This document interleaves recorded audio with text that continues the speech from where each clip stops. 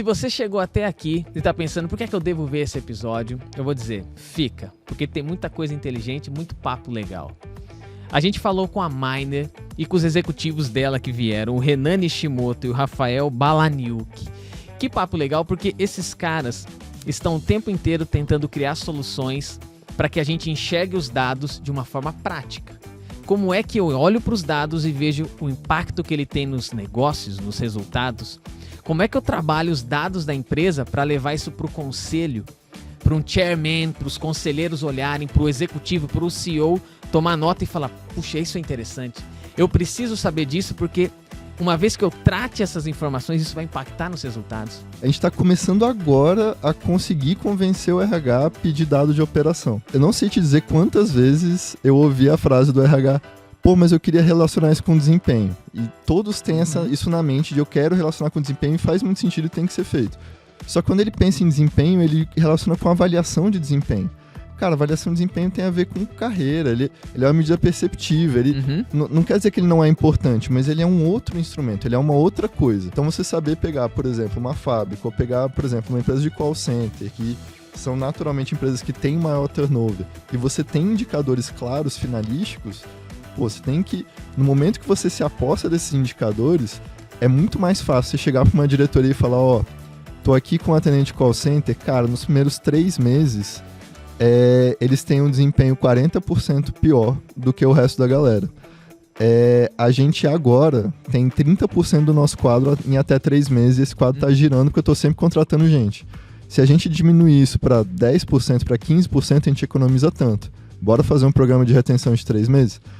Isso, você já conseguiu, você consegue chegar num C-level com isso. Então como é que a gente pode aprender com esses caras que não são necessariamente desse mundo de RH, mas que fazem parte agora e que estão criando soluções?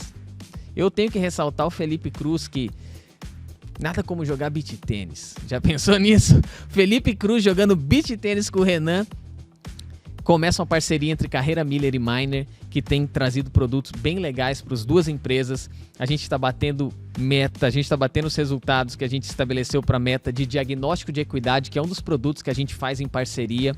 E que, inclusive, se você quer conhecer mais sobre isso, a gente também tem nos nossos vídeos, na playlist de lives que nós fizemos, um case com a Scania, que é uma das empresas que comprou esse diagnóstico. Então, vem conhecer mais dessa empresa que está trabalhando em parceria com a gente e tem agregado demais com a inteligência que eles trazem do lado de lá, somando com a gente do lado de cá. E eu não posso deixar de agradecer, porque a gente está fazendo esse episódio dentro do auditório da Unimax, onde o seu futuro é na prática. Quer conhecer o portfólio de cursos que a universidade tem? O link está na descrição, beleza? Vamos embora! Renan Nishimoto, Rafael Balaniuk. Acertei? Acertou. Sejam muito bem-vindos ao Quinto Dia Útil. Obrigado, Emer. Valeu. Valeu demais, Emer. Sejam bem-vindos ao Quinto Dia Útil, porque a carreira vocês já estão de monte aí, né, cara? Ó, a gente viaja no tempo com esse negócio aqui, mas com certeza se você voltar, eles fizeram uma live com a gente para falar dos estudos de equidade que vocês estão participando com a Scania. Foi um case de sucesso que a gente trouxe aqui.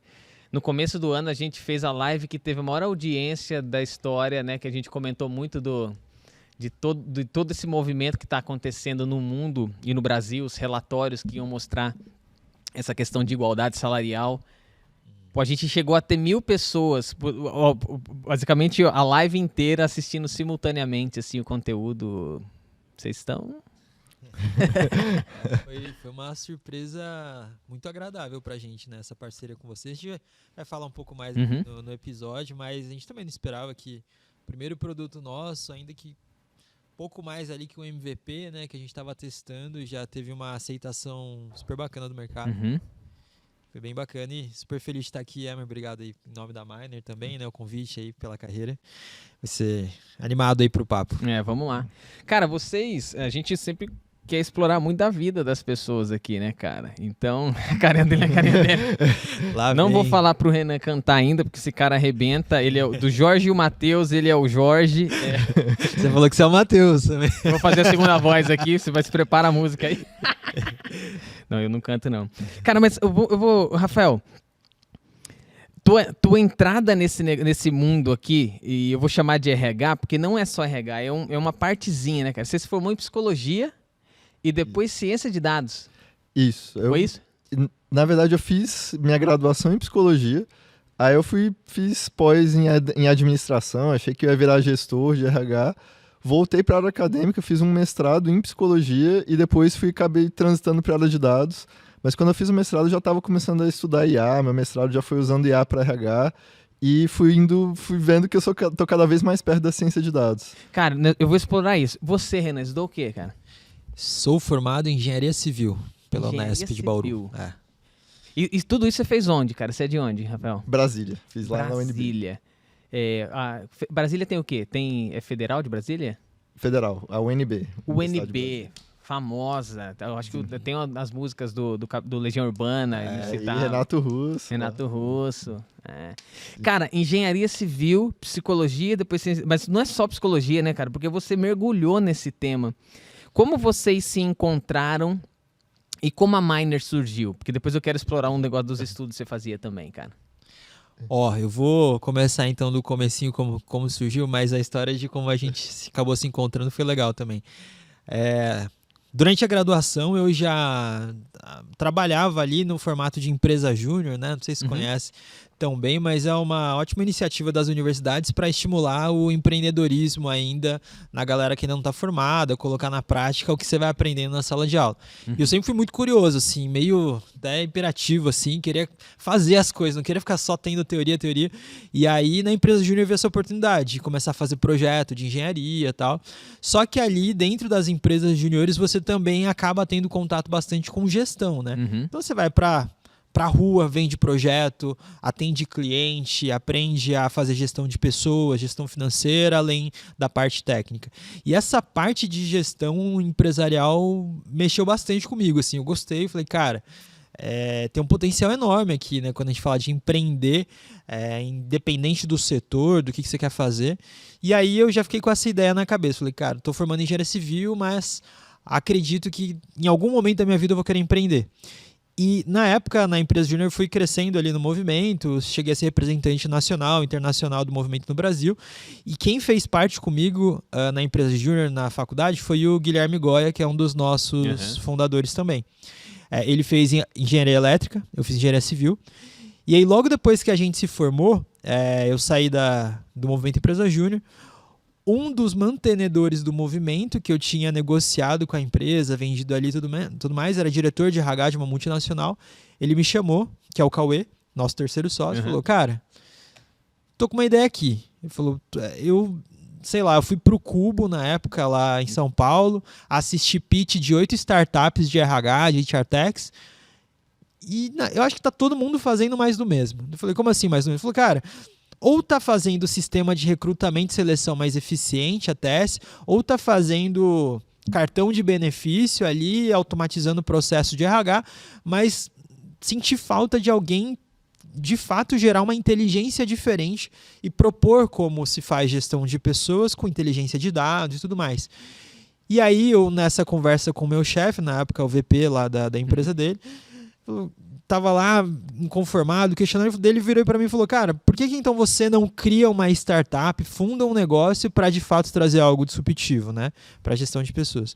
E aí foi quando acendeu a faísca, daí logo em seguida ele me puxou, eu tinha acabado de me formar, isso foi em 2020, dia 2 de março de 2020, e ele falou, cara, eu gostei do seu perfil, empreendedor, assim, e tal, não tô com tempo hoje para focar 100% no negócio, mas quero iniciar part-time, queria você full-time para me ajudar nisso.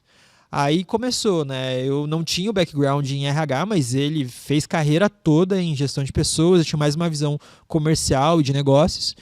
E aí a gente ouvia um outro podcast de negócio de startup, chamava Growthaholics for Startups.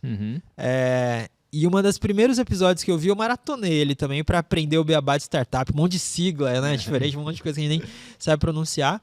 E uma das primeiras coisas que eles falaram foi assim: tudo que for core do seu negócio, você nunca terceirize.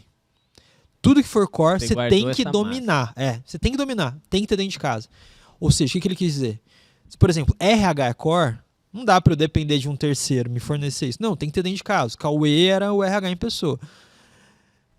eu tinha muito uma visão de modelo de negócio, de vendas, de comunicação, de estrutura organizacional, de gestão de pessoas, de liderança, mas eu não tinha a visão nem de RH profundamente, nem de tecnologia. E aí a gente olhou para o cara e falou, cara, a gente, sendo uma startup, a gente quer escalar o nosso produto, precisa ter tecnologia. E aí quando a gente chegou nessa constatação, que nem eu, nem ele tínhamos isso, a gente ia ter que provavelmente contratar uma software house, alguma coisa assim, a gente precisa de um sócio que saiba tudo de tecnologia. E aí eu lembrei do Guilherme Goya, né, o nosso sócio. A gente já sabia que a gente queria empreender junto, a gente só não imaginou que fosse ser tão cedo. Queria fazer carreira antes e tal. Acabou que a oportunidade surgiu, ele falou, cara, eu coloco uma grana, a gente vai captar, beleza. Aí chamamos em 2 semanas de fundação da empresa o Goya junto com a gente. E aí fundamos a Miner, na época chamava Salt, depois posso contar um pouquinho mais porque que mudou o nome.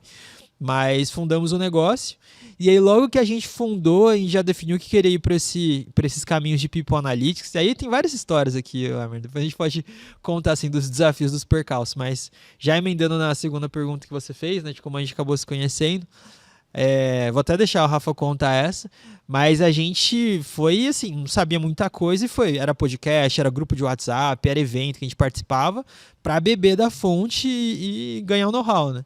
Aí num desses grupos que a gente entrou de People Analytics, tinha uma pessoa fera lá que falava tudo de People Analytics, e a gente falou, caraca, essa pessoa manja muito, a gente tem que se aproximar dela de alguma forma, vamos puxar um papo.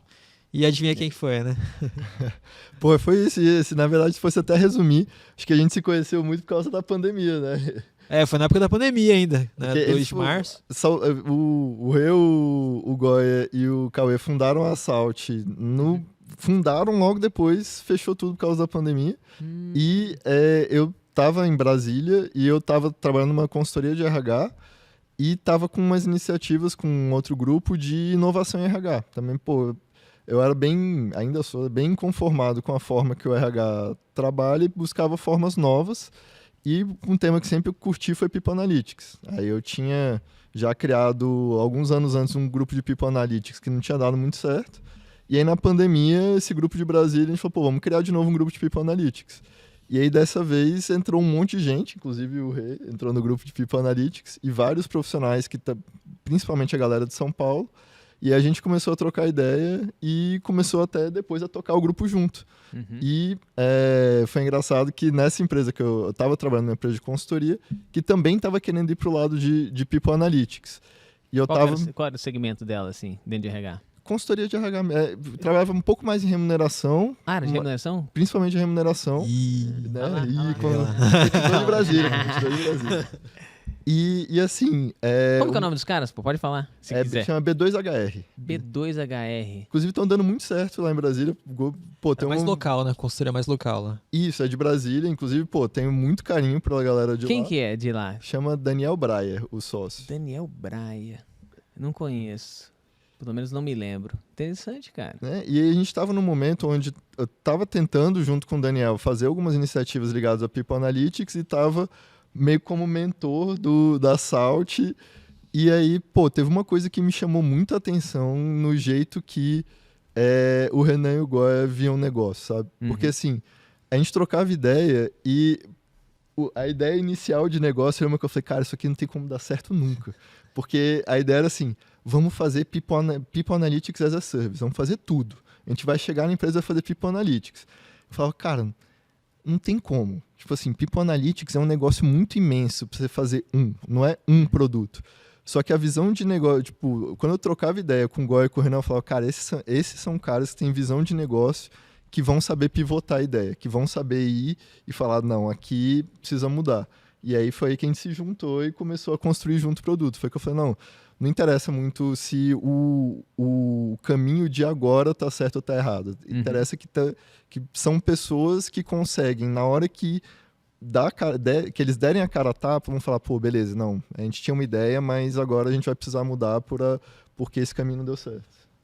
Emer, e olha só que engraçado, né? Quando a gente se conheceu, a gente ficou admirado, assim, com o conhecimento técnico do Rafa People Analytics e falou, putz, quanto que esse cara deve ganhar, né? Na empresa que ele tá. Eu queria trazer ele pra junto do negócio. Você já assistiu a série do Silvio Santos, O Rei da TV? Não assisti. Acho que provavelmente se você assistir, você ia fazer a pergunta: quanto você ganha, cara?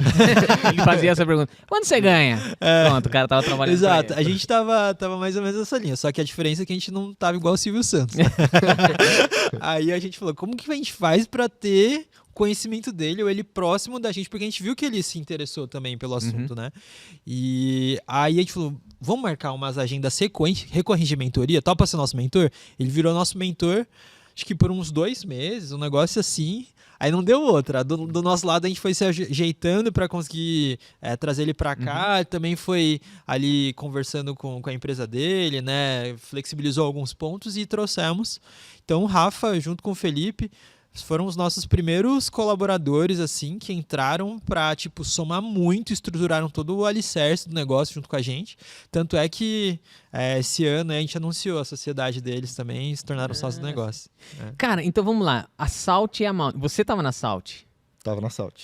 Por que as duas se conectam, já que ele até então não tinha nada a ver? E você depois... Onde é que vocês se encontram e o que a Salt fazia e o que a Miner faz agora? Ó, a Salt, essa fundação que eu falei foi da Salt, na verdade, não foi da Miner. Porque quando o Cauê trouxe essa provocação, ele queria ter inteligência de dados para remuneração, na verdade. Não era nem para temas que a gente trabalha bastante, turnover, absenteísmo. E aí o nome Salt foi porque eu lembro que quando a gente começou, a gente fez a primeira reunião, eu e o Cauê. Falei: e agora? Não sei nada de startup, não sei muita coisa de RH, por onde que eu começo? Aí ele falou: vou te dar uma primeira missão. Eu falei: qual? Pensa num nome pro nosso negócio. Eu falei: tá, é um negócio de remuneração. Aí eu fui pegando assim as marcas fortes, né? Você vai Uber, aí você pega, sei lá, iFood, sei lá, você vai pegando assim alguns nomes. Era sempre nomes meio curtinhos, assim, fortes, né? Tinha um significado por trás e tal. Aí eu falei: cara, remuneração, né? Aí eu falei: o que dá pra ter, encaixar em 4 letras, mais ou menos? A gente faz um acrônimo ali, usa as letras também para ser os valores do negócio e tal. Já fui pensando em como a gente ia fazer a construção de marca por trás. Aí eu falei: cara, remuneração, na verdade, falar de salário, na época em que você não tinha o papel moeda ainda, né? Salário vem do conceito de sal, né? Punhados de sal, ali era a troca, a moeda de troca. Daí me veio assim, falei: vamos fazer Salt, daí a gente usa Salt, usa ali, até tinha na época ali S de... como que era? Puta, eu não sei se era Smart, alguma coisa assim, tinha uns negócios ali que a gente fez, aí envelopou por trás, tá, e lançamos. Só que a questão foi, nessa que o Rafa foi comentando, a gente foi pivotando o negócio se tornou mais analytics do que remuneração, salário, e também a gente teve um problema com o registro de marca depois. Aí a gente uniu o útil ao agradável ali, e aí resolveu. Daí Miner veio da ideia de tipo Data Miner, né, de mineração, assim, de dados, de insights, só que o nosso Miner é diferente, tem um Hzinho ali antes, HR, de Human Resource. Ah, cara, então hoje a Miner, ela deixa... Depois você se conecta no escopo de remuneração, de certa forma, com essa parceria que a gente está fazendo, mas o foco de vocês hoje, se pudesse resumir, é People Analytics. Vocês querem entrar na empresa e conseguir dar a solução para ela enxergar um monte de informação que está transitando em tudo que é canto? É isso, é People Analytics. Eu até colocaria que assim, facilitar facilitar a tradução dos conceitos de RH usando dados. Porque assim, o que acontece muito na empresa é que ela vê o problema acontecendo, ela entende o que está acontecendo, mas ela não consegue achar nos dados o que está acontecendo. Então, muitas vezes você tem um indicador, por exemplo, turnover é um indicador mais comum que você tem nas empresas.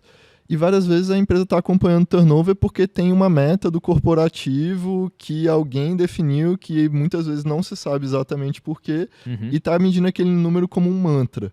Muitas vezes o fenômeno que está acontecendo, então, tô perdendo talento, o pessoal está indo embora, muitas vezes isso não é exatamente o indicador, precisa de uma análise um pouco mais forte dentro para você conseguir realmente resolver um problema de negócio. Então, o que a gente percebeu um pouco no nosso caminho foi que não importa, usar dado é muito legal, mas se ele não resolve o problema de negócio, ele não é útil. Perfumaria, né? É perfumaria. Acho que quando a gente estava teve um cliente que, nossa, me marcou, que foi uma das coisas que mais me chamou a atenção nessa área, que a gente estava conversando e perguntei: cara, mas por que você quer ter People Analytics na sua empresa?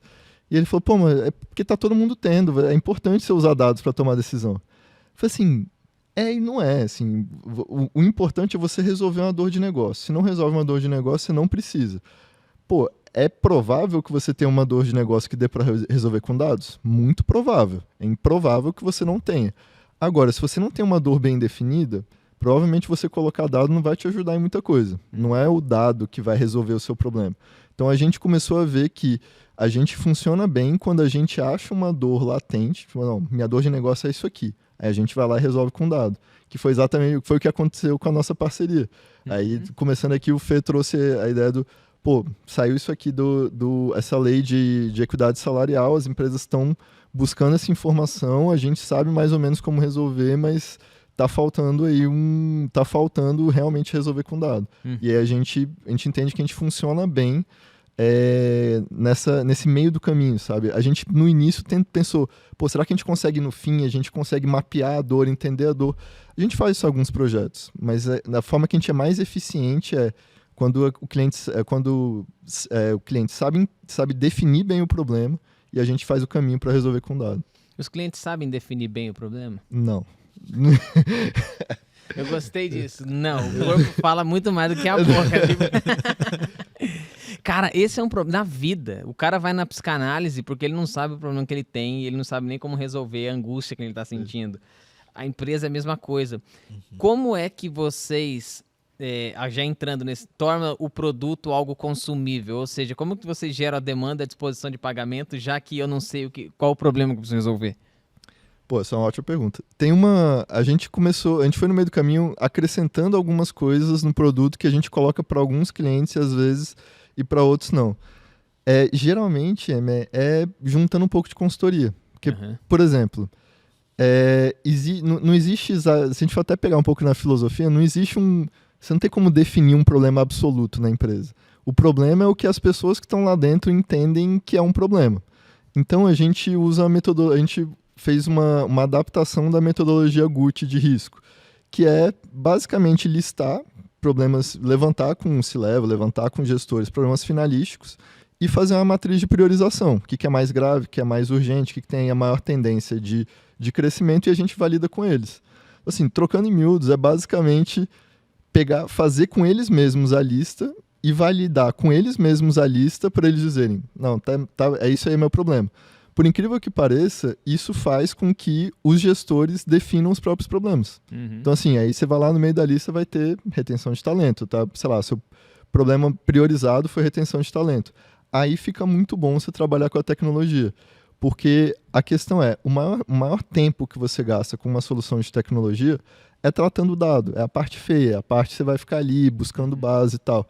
Se você vai fazer tudo isso e você não vai gerar um resultado no final, a empresa fica insatisfeita. Por mais que ela tenha contratado porque ela achou legal, ela achou bonito, tem uma diretriz da empresa de usar dados, no fim ela não vai sentir aquele valor. Então, o que a gente aprendeu bem foi, quando a gente faz projetos mais genéricos, foi incluir essa fase de mapeamento de dor, ou então, eu pode até falar bem sobre isso, dar uma cortada nos produtos. Assim, que nem o diagnóstico de equidade salarial. Ele tem muito bem definido um problema. O problema precisa mapear possíveis diferenças que o Ministério do Trabalho vai ver e dentro do plano de cargos e salários, diferenças salariais entre homens e mulheres. É um problema muito bem definido que a gente consegue fazer. Então a gente adaptou o produto principal para ter essa fase de buscar estrategicamente a dor primeiro e começou a tentar esses produtos menorzinhos para onde a gente vende já a solução pronta para uma dor pequena. E até, desculpa, Amir, aproveitando esse gancho de problema, os nossos primeiros meses de startup foram dedicados a encontrar qual era esse problema que a gente queria resolver com potencial de escala e tudo mais. Os nossos primeiros 2 meses, estava comentando contigo, acho que a gente não chegou a terminar esse assunto, mas os nossos 2 primeiros meses da Salt, na época, foram entrevistando profissionais de RH, executivos, liderança e perguntando, qual que é o seu problema? O que você tem de problema? A gente fazia uma entrevista ali, de uns 30 minutinhos, a gente chegou a entrevistar uns 60 profissionais, mais ou menos, nesse período, até que ficou tipo... A gente fazia a pergunta e já sabia o que a pessoa ia responder, sabe? Já tinha chegado num padrão de resposta. E esse padrão de resposta basicamente era assim. o meu problema não é não ter dados. Eu tenho os dados, porém, eles estão espalhados em diversos sistemas diferentes, em padrões diferentes que não conversam entre si, e eu, enquanto RH, gasto mais tempo tratando a informação, baixando planilha, manipulando, criando PPT, do que, de fato, encontrando oportunidades de negócio para sentar na mesa com a diretoria e ser relevante ali na influência para os caminhos do negócio. Uhum. Então, ou seja, eu gasto mais tempo tratando dado do que sendo estratégico no final do dia. E, isso foi o que ficou mais forte. Isso tem dois lados. Um primeiro, que do nosso pitch, a cada 10 empresas que a gente fazia reunião comercial, 9 ficava a reunião toda balançando a cabeça assim, concordando que ela tinha aquela dor, só que a gente não tinha chegado no problema finalístico, porque, beleza, você quer ter os seus dados tratados, organizados, conversando entre si, num único lugar? Quero. Beleza, toma. E agora? Agora eu não sei. O que eu faço com isso? Aí começamos a ter problemas de baixo engajamento dos usuários na plataforma, não conseguiam trazer os gestores para dentro da plataforma para analisar e tal, porque aquilo não tinha sido pensado com base na finalidade da dor, do problema que o Rafa falou. Foi pensado num problema intermediário, que de fato existia e de fato supriu em certo nível. Mas um dos grandes aprendizados foi, você tem que chegar até o final do negócio. E preferencialmente que esse final dessa dor mais finalística que você vai resolver seja uma dor que o C-Level tem. Né? Aquilo que a gente estava falando. Então, esse foi um grande aprendizado que a gente teve, que nos levou a pivotar, a criar novos produtos, a entrar com a camada de consultoria, pegar na mão do cliente lá todos os meses. Agora a gente tem uma reunião de insights que a gente entra na plataforma do cliente, cria um relatório customizado e apresenta para eles e mostra, olha, neste mês com seus dados, olha só o que aconteceu aqui, isso pode estar acontecendo um problema lá, recomendação A, B e C. Então a gente entrou no processo de gestão porque somente o dado hoje ainda não gera tanto valor por esses dois motivos, né? Não chegar num lado mais finalístico e também ainda faltar um pouco dessa expertise no RH de modo geral, de conseguir extrair esses insights de forma autônoma. Sabe que até fechando o que o Rê falou, que, exatamente isso. O mais triste dessa história é que fazer isso que o Rê falou dá muito mais trabalho. Porque, assim, quando você não sabe exatamente qual é o problema, você tem que tratar todos os dados. Você tem que tratar tudo. E aí até a gente faz uma brincadeira falando de People Analytics, que se você tivesse um problema, você ia buscar numa biblioteca ou no Google /ChatGPT ou afins. Então, claro que eu ia no Google, no ChatGPT. A diferença é que para o Google ChatGPT você tem que fazer uma pergunta, você tem que saber o que você está procurando. Você não pode procurar qualquer coisa. Quando a gente trabalha assim, a gente está construindo uma biblioteca para o cliente. A gente constrói uma biblioteca gigantesca que ele pode ir meio que andando por lá. Só que ninguém vai entrar na biblioteca para resolver seu problema. Então, se ele não formula a pergunta, ou a hipótese, ou a dor, ou se ele não consegue traduzir aquilo, ele vai ficar meio que buscando em dados, e a gente cai numa coisa que em dado tudo meio que dá para você achar. Eu lembro quando no meu mestrado tinha pesquisa assim, vamos correlacionar o comportamento de cidadania com a personalidade extrovertida do DISC. Tá, mas que valor vai gerar eu saber que as pessoas extrovertidas são menos cidadãs do que as introvertidas? Qual é o valor gerado finalístico disso? E aí, tudo bem, em termos de ciência, você pode até fazer isso para construir um arcabouço científico. Agora, em termos de negócio, não funciona assim. Você não pode achar o que é legal, você tem que achar o que resolve um problema. Cara, vocês estão me fazendo viajar nisso, porque eu fico pensando como na vida, né? A gente vai fazer um diagnóstico médico. Então, diagnóstico médico é levantar um monte de informações, certo? Aí eu vejo lá que o meu colesterol tá assim, assado, o coração, não sei o quê, papapá. Diante de tudo aquilo, não há mudança. E não há disposição para algo a não ser que exista uma finalidade. Veja, um monte de gente sabe que tem um monte de problema, certo? Mas dado Conar Mussac, o médico fisiologista que a gente atendeu, ele falou assim, Emerson, de todo mundo que passa numa consulta, estatística médica, somente 20% das pessoas tomam providências. Não. Ou de tomar os medicamentos ou de seguir. 80% das pessoas abandonam a descoberta. Olha que negócio legal. Agora, imagine o que vocês estão fazendo. Você levanta uma série de coisas. Só que Se eu pego um cara, talvez, na casa dos 50 e poucos, que tenha filhos maiores e tá na iminência de ser um avô, aí você pode despertar um problema pro cara, né? Que ele pode dizer assim, cara, você já pensou que se você continuar assim, você não vai curtir teus netos? Pum! Cara, não tem nada com saúde. Quer dizer, tem tudo com saúde, mas nada com relação ao dado, porque por um instante esse cara pode falar, o colesterol alto que vai me fazer comer mais salada, que não sei o que, no fim é porque eu quero brincar mais com o meu neto. Eu acho que o problema, o finalístico que vocês estão falando é justamente tentar encontrar a causa, que no caso de um executivo eu preciso bater minha meta de LP. Daqui 3 anos eu preciso bater minha meta de LP. Então, de fato, não me interessa a equidade ou a igualdade. Agora, entenda quem está ouvindo, não que o assunto pelo assunto. Veja, é como você colocar o cinto de segurança porque você vai tomar uma multa. Você não entendeu que você coloca o cinto, porque se bater, você voa do para-brisa, você morre, eu vou tomar uma multa. Então agora eu preciso resolver um problema sério que é meu bolso. Quando o executivo olha, ele diz, cara, eu preciso bater uma meta de equidade. Por quê? Porque daqui 5 anos eu tenho acesso a X% do meu incentivo de longo prazo com base nessa meta. Legal. E eu sei que eu estou falando agora porque eu sei que vocês têm um case nesse. E aí? Com relação a esse monte de dado que eu tenho hoje, eu vou bater a meta daqui 5 anos? Sim. Cheguei no ponto. Porque agora você tem um monte de informação, certo? Não sei se vocês tiveram um caso prático disso, não tiveram? Como que, não precisa falar o nome do santo, mas conta o milagre. Eu estava compartilhando um pouco antes ali com o Emer, Rafa. Aí me complementa, tá? Porque ele foi o autor do simulador de diversidade ali que a gente criou. Mas é justamente isso. Normalmente, historicamente, quando a gente mostrava ali os relatórios de insights, os dados de diversidade, olha, tá assim a representação entre homens e mulheres, por cargo, por nível, entre pessoas pretas, pardas, brancas, amarelas, e a gente fazia os recortes lá, né? Aí não gerava tanto valor. Só que aí, quando foi descer uma meta, uma diretriz global para uma meta de 2030 de mulheres e pessoas negras na liderança até 2030 e as metas ali, aí isso tornou um tema importante. Foi justamente o que você falou. Ó, entendemos ali. Quando aquilo começou a ser desdobrado, veio para nós o desafio. Eles falaram, olha, a meta deste ano, foi ano passado que a gente fez esse projeto? Ano passado, né? Foi ano passado.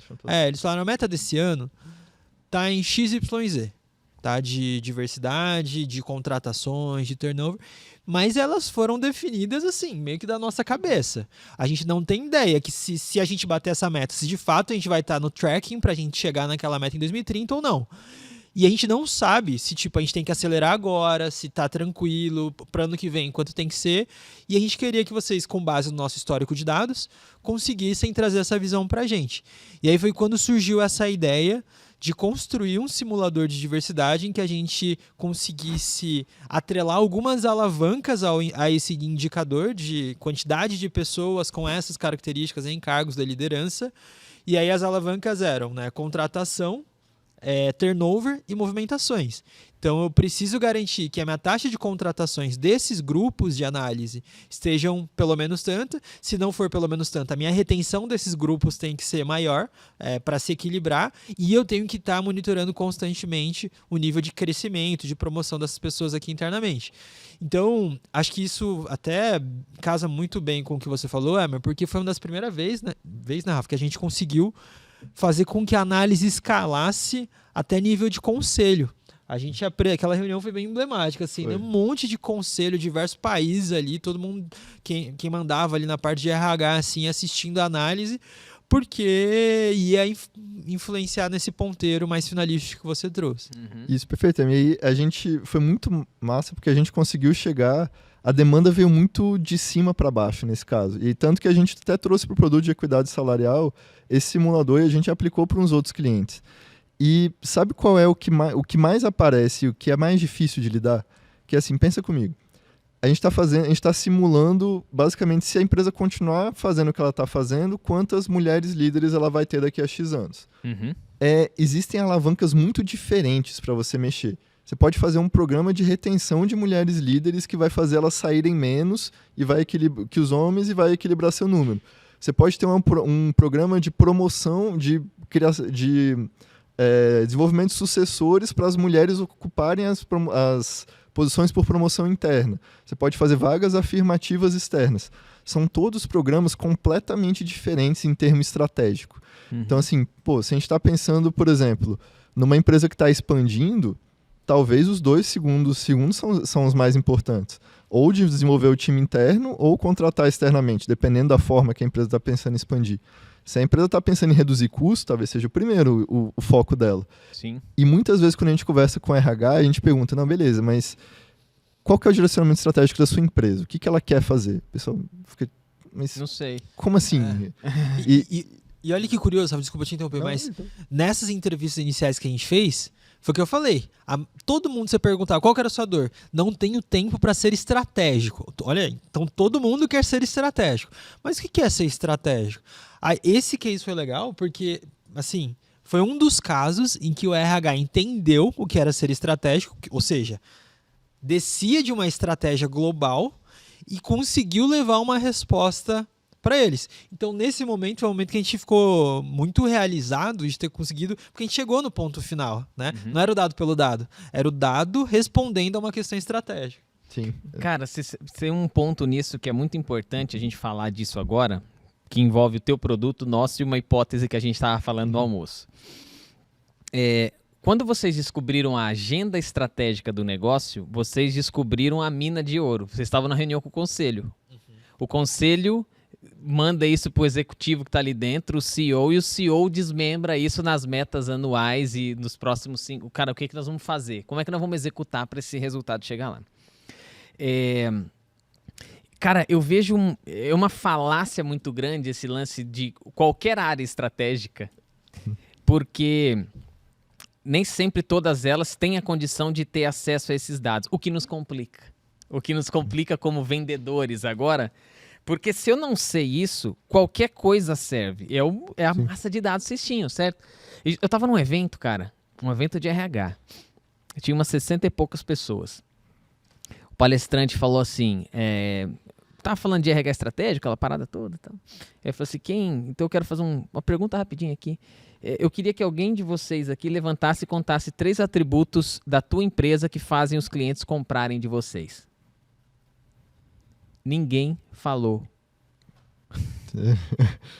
Aí ele falou assim, cara, se vocês não entendem isso é um primeiro passo para você começar a entender a estratégia do teu negócio, posicionamento da marca que se tem. Então, não dá para ser estratégico se você não domina essa parada. Você fala, caramba, né, cara?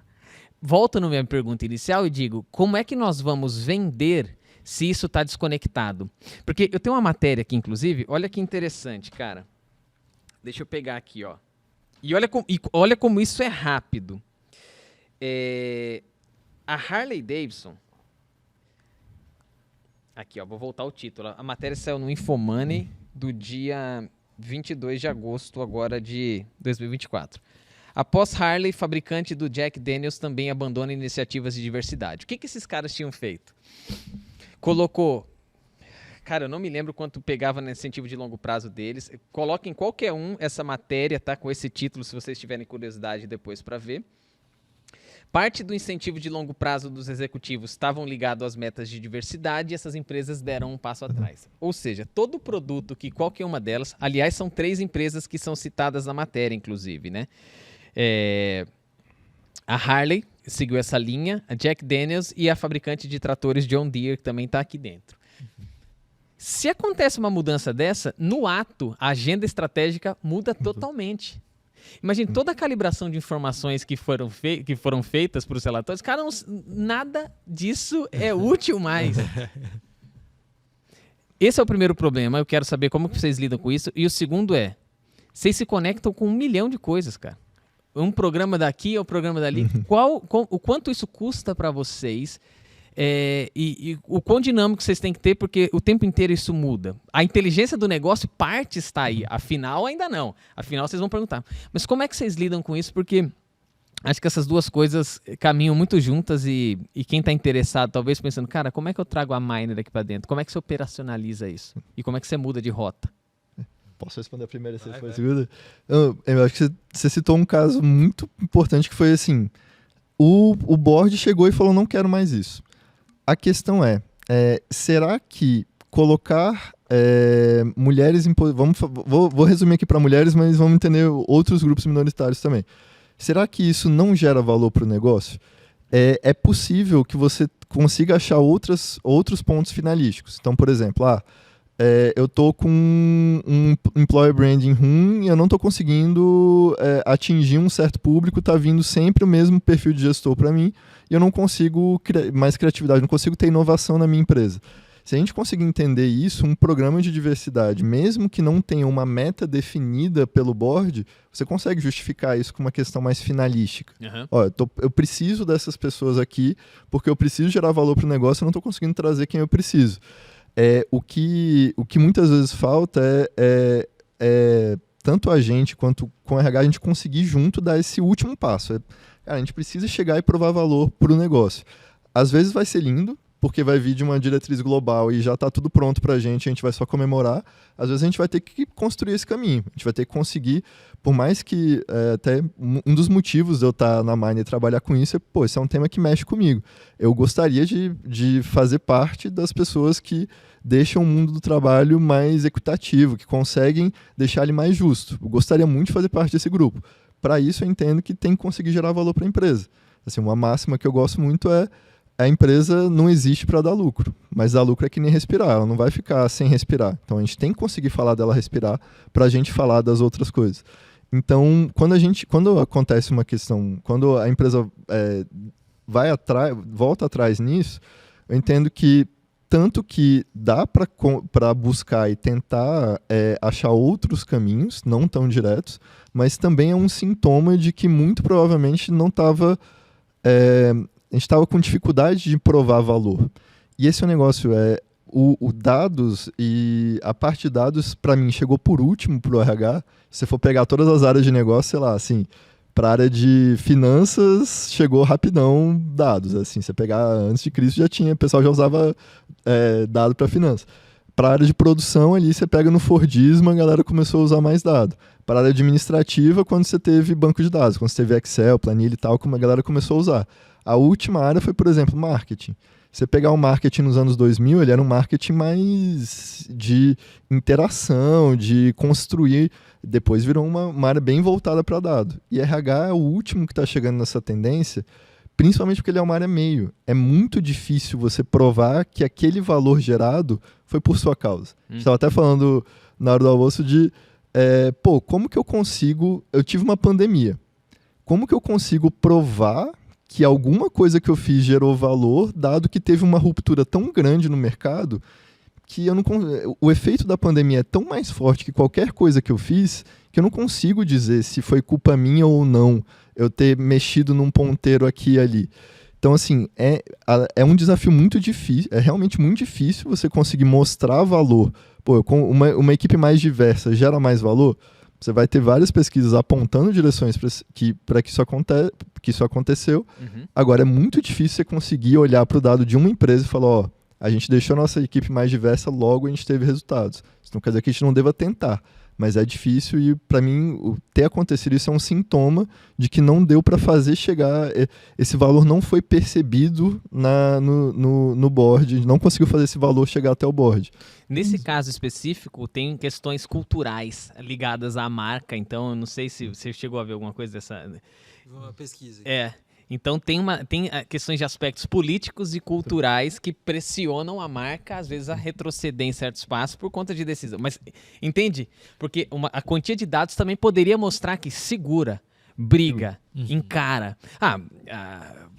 No Brasil, a Magalu abriu vagas afirmativas e, teve uma enxurrada em cima deles e os caras, a gente vai topar. Então, eu acho que não existe, nesse aspecto, não tem o certo e o errado. Tem a disposição que você tem para brigar com aquilo que você se posiciona. Perfeito. Escolher o lado, meu amigo. Então, encare e se junte a um monte de informações para dizer, eu vou encarar essa parada porque nós vamos crescer 14, 20, 30%, porque a tendência de dados mostra. Ou se eu não tenho nada, fica só nos comentários, né? Só nos comentários. Não dá, você vai abalar, cara, vai tremer, né? O Emer, aqui é só para endossar essa visão, né, de que de fato, diversidade pode ser usado como alavanca de performance. Saiu um estudo já há um tempinho da McKinsey, né, que foi um estudo bem robusto que foi feito. que trouxe que empresas com diversidade de gênero faturam 21% a mais daquelas empresas não enquadradas nesse grupo, com diversidade de gênero. E também ali trouxe que organizações com diversidade étnica e cultural lucram 33% acima das demais. Então, assim, igual o Rafa falou, existem dados de mercados que estabelecem essa correlação. Não necessariamente é por causa da diversidade em si. Tudo indica que sim, porque a gente percebe, assim, é nítido, né, em equipes mais diversas, que você tem vários fatores que você consegue ter a mais quando você tem uma equipe muito homogênea. Então, ter esses dados é importante, porque no final do dia, qual que é a regra do jogo? Né? A regra do jogo é que as empresas precisam lucrar, as empresas precisam gerar dinheiro. Se a empresa não tem uma cultura que fortaleça tanto este valor de diversidade, por outro lado, você também pode conseguir chegar nesse lugar. Agora, nesse caso que você falou, agora trazendo para a lente do empreendedor, do empresário aqui, aconteceu essa tomada de decisão, vamos supor que essas três empresas são clientes nossos. E aí, como que fica assim, né, pra gente? Provavelmente vai dar ruim nesses projetos, a não ser que a gente tenha um argumento muito bom de dados que a gente consiga subir para conselho novamente e convencê-los de que é uma decisão ruim, mas provavelmente se já a decisão tomada não tem muito que a gente faça. Mas no ponto de vista de negócio, de novo, a gente tem que entender as regras do jogo. E é aquilo que a gente estava conversando no almoço também, né? Quem toma a decisão, o que drive as decisões? No final das contas é dinheiro. Então, a gente tem olhado com bastante carinho para as nossas soluções que a gente tem desenvolvido, que envolvem a parte de analytics para finanças também, né? Para custos, para lucro, para receita. Porque o RH pode ser visto como uma alavanca forte disso, né? Onde está o maior centro de custo nas empresas? Nas pessoas, né? Custo de pessoal. Quanto que te custa não ter um planejamento de pessoal bem estruturado? Quanto você está desperdiçando ali em folha? Você não sabe, é um custo invisível que está lá. Então, no final do dia, é muito importante, assim, para nós, enquanto negócio, tanto para venda, quanto para retenção desses clientes não acontecer uma coisa dessa, conseguir ter uma justificativa e uma linha de raciocínio muito clara de como os ponteiros que a gente está ajudando o RH a melhorar têm um impacto direto e significativo nos números financeiros finais. Então, nesse caso, se a gente também não conseguiu provar isso e a empresa tomando isso, também é culpa nossa. A gente não provou para eles que diversidade de fato melhorava o resultado A, B e C da estratégia deles, né? Então, assim, do nosso lado, a forma como a gente está pensando enquanto negócio beleza, a gente pode ter os nossos valores. A gente até coloca na nossa missão que a gente entende dados como forma de empoderar as lideranças a tomarem decisões tanto mais justas para as pessoas quanto mais eficazes para o negócio. A gente acredita, tanto é que o Miner, o roxo e o verde tem um significado para a gente. O roxo é o nosso lado humano e o verde é o nosso lado tecnológico de dados. Então a gente acredita muito nesse equilíbrio. Só que não necessariamente o mercado enxerga assim, a gente tem que falar a linguagem dele, tem que jogar conforme as regras do jogo. Deixa eu pegar um ponto no que você disse, a gente não provou. Numa suposição, como é o exemplo que a gente está usando desses casos, que de fato as empresas se posicionaram assim, mas suponhamos, uma empresa que está trabalhando com os dados aqui dentro, ela possivelmente pode não ter provado, só que a prova dela não levou à conclusão de manter isso funcionando, mas de dizer isso não é efetivo. Então, é também uma prova. E o segundo ponto, até onde a Miner vai? Porque você pode dar um serviço que vocês vendem, eu ofereço a condição de plataforma e análise de informações calibradinho para você, mas eu não te provo nada. Eu te entrego. A questão é que a regra do jogo mudou. O próximo passo seu qual é a nova regra? Se não é essa, qual é? Exato. Nova regra agora, meu amigo, é a gente crescer 45% nos próximos 5 anos. Beleza, então eu já entendi qual que é a próxima que o conselho desceu de novo. Então me diga, até onde vocês vão? Se vocês têm que provar de fato alguma coisa ou não. E essa virada, propriamente, como eu estou dizendo, né? Me dá a regra nova. É só um serviço ou não? Por favor. Vou começar aqui, Rafa, só porque assim, eu acho que, seguindo nessa linha de raciocínio que eu trouxe, não tem problema nenhum você pivotar muito rápido se o que você está vendendo é uma consultoria, um serviço. Porque eu posso refazer a mesma análise que eu fiz, só que agora não com foco na métrica de diversidade. Me dá qual que é a próxima métrica, né? O que entrou no lugar? O que sobrou ali? Então, para consultoria é até bom que isso aconteça, porque eu tenho uma nova demanda ali sobre a mesa e te ajudo. O problema é quando a gente está falando de um produto. E aí eu acho que está um dos principais desafios enquanto startup que busca encontrar escala na sua geração de valor. Que na consultoria você não tem, né? Quanto mais você vende, mais recursos tem que colocar a hora, você vende a sua hora. No caso da tecnologia, só funciona a escala quando você encontra uma solução para um problema de natureza recorrente, sendo que a sua solução consegue atender a todos esses casos. Talvez volte até naquele ponto que você falou, né? Pô, como que vocês fazem esse desafio de se integrar com diversos sistemas, já que as empresas têm sistemas diferentes e tal? Então é um desafio de escala. Então, assim, nesse caso, a gente tem 2 braços na Miner, um mais de consultoria e um de plataforma e tecnologia. Para consultoria não tem nenhum problema, até uma nova oportunidade de venda. Para produto tem. E aqui mora um desafio que acho que abre outra janela de discussão, mas... Sim, não, eu concordo com ele. Assim, e também a gente, geralmente o nosso sponsor, a gente teve versões diferentes, mas o nosso sponsor está dentro do RH. Então a gente segue a linha estratégica dele. Se mudar, a gente muda também. Aí, que nem eu falou, para produto é um pouco difícil. Como o nosso produto ele pega muitos indicadores, a gente consegue até em alguns casos dar um foco mais numa tela ou na outra, mas a gente também muda porque aí você tocou num ponto sensacional, que é assim, a gente provar as coisas é muito difícil. Então assim, você vai provar que em RH que você teve um valor. Bom, a prova você precisaria de um experimento muito elaborado. Então, no máximo, a gente busca indícios que deu certo ou deu errado com evidências de que deu certo ou deu errado. E, assim, por isso é difícil dizer uma decisão certa ou errada. A gente traz evidências para os pontos que tem e a gente trabalha em 2 grandes linhas. Tanto acompanhamento de indicador mais simples, quanto análises que vão te dar esses indícios. Então, Emerson, cara, é simples, pivotou, a gente pivota junto, sendo que algumas partes a gente não consegue abordar por causa do produto, porque, assim, mas o mais importante quem pivota com a gente é o RH. Como eu falei, eu dei um exemplo onde, beleza, a empresa pode ter pivotado, mas o RH pode ter pensado, cara, eu quero insistir um pouco mais nisso, porque eu entendi que veio uma decisão de cima, mas eu acho que essa meta pode ser uma meta intermediária para uma outra alavanca que a gente vai pegar aqui. E aí a gente cai num ponto que bate muito no nosso dia a dia, que é quando a gente toca no financeiro, a gente tem que ter um cuidado. E, por exemplo, vamos imaginar, acho que deve ter pegado esse exemplo em vários casos, que é quando a galera quer medir custo de turnover. Custo de turnover é um negócio que todo mundo acha legal, ia ser legal conseguir medir e tal. Quando o pessoal vai executar, o que eles fazem? Eles somam um custo de rescisão. O custo de rescisão não é o custo de turnover, mas olha o nível de dificuldade que é você entender o custo de turnover. Você chegar vamos imaginar que a gente está falando de uma fábrica. Você chega lá na fábrica e fala do pessoal da operação, cara, quanto você precisa para fazer esse serviço? Vamos imaginar, precisa de 100 pessoas. Quanto que você tem? 140. Por que você tem 140 pessoas e não 100? Ele, porque tem gente que falta, tem gente que eu estou treinando, tem gente que...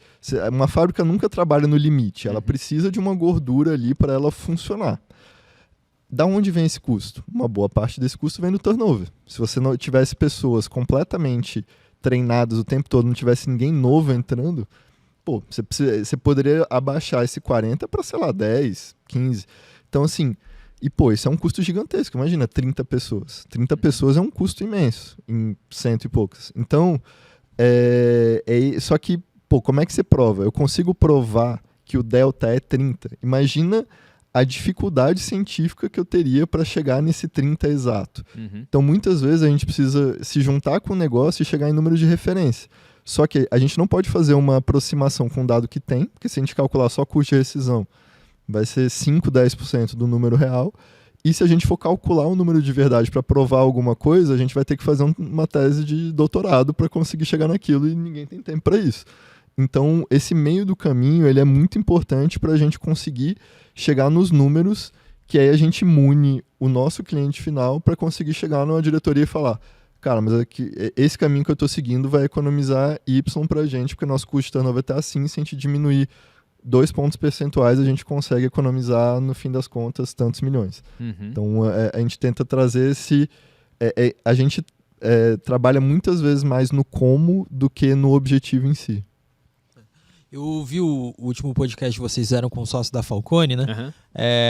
A gente já foi investido pela Falcone também, e eu lembro que eles tiveram um case bem legal com a Ambev, nessa linha que o Rafa comentou, que a Ambev estava com uma fábrica específica da Ambev estava com problema de produtividade. E eles tentavam de tudo ali para aumentar a produtividade e tal, ali, todos os processos muito delineados, seguindo, treinamento, e baixa produtividade. Aí eles contrataram a Falcone, isso até virou um livro que eles publicaram depois, que foi o Desafio do Impossível, que eles perceberam que, na verdade, o problema não estava nos processos de produção, estava no turnover, que era um desafio de gestão de pessoas. A alta rotatividade estava fazendo que, de fato, as pessoas que acabavam de ser treinadas, chegaram no topo de sua produtividade, saíssem, entrasse galera nova, ficasse em período de rampagem e assim por diante. Quando eles resolveram o problema de turnover, estancou ali o turnover, produtividade lá no topo, assim. Nesse caso, foi interessante, né? Porque é uma análise de dados e tudo mais, você conseguiu correlacionar a produtividade com o turnover, e vai nessa linha que o Rafa comentou, assim, de planejamento de pessoal, esse excedente e tudo mais. Então, tipo, às vezes a gente apresenta lá o relatório, o seu turnover tá assim, mas e daí que meu turnover tá assim? O turnover do setor tá assim também, não sei o que, tá normal. Tem que botar esforço, mas ele não tá vendo o quanto que aquilo está custando de produtividade, que consequentemente custa de faturamento para ele. Ele não está vendo quanto que aquilo está fazendo eles inflarem o staff dele ali para justamente cobrir ali quando essas pessoas faltam. Ele não está vendo várias coisas. Então, a gente tem que fazer normalmente esse desafio de traduzir o que um indicador de RH significa em termos financeiros também. Tá?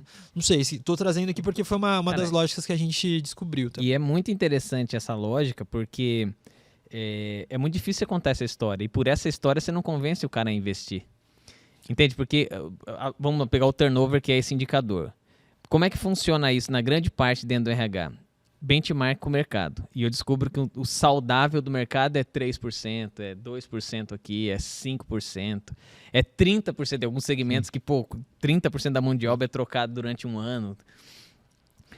À medida que ele descobre que existe que todo mundo faz, cara, 80% das pessoas vão seguir o que todo mundo faz.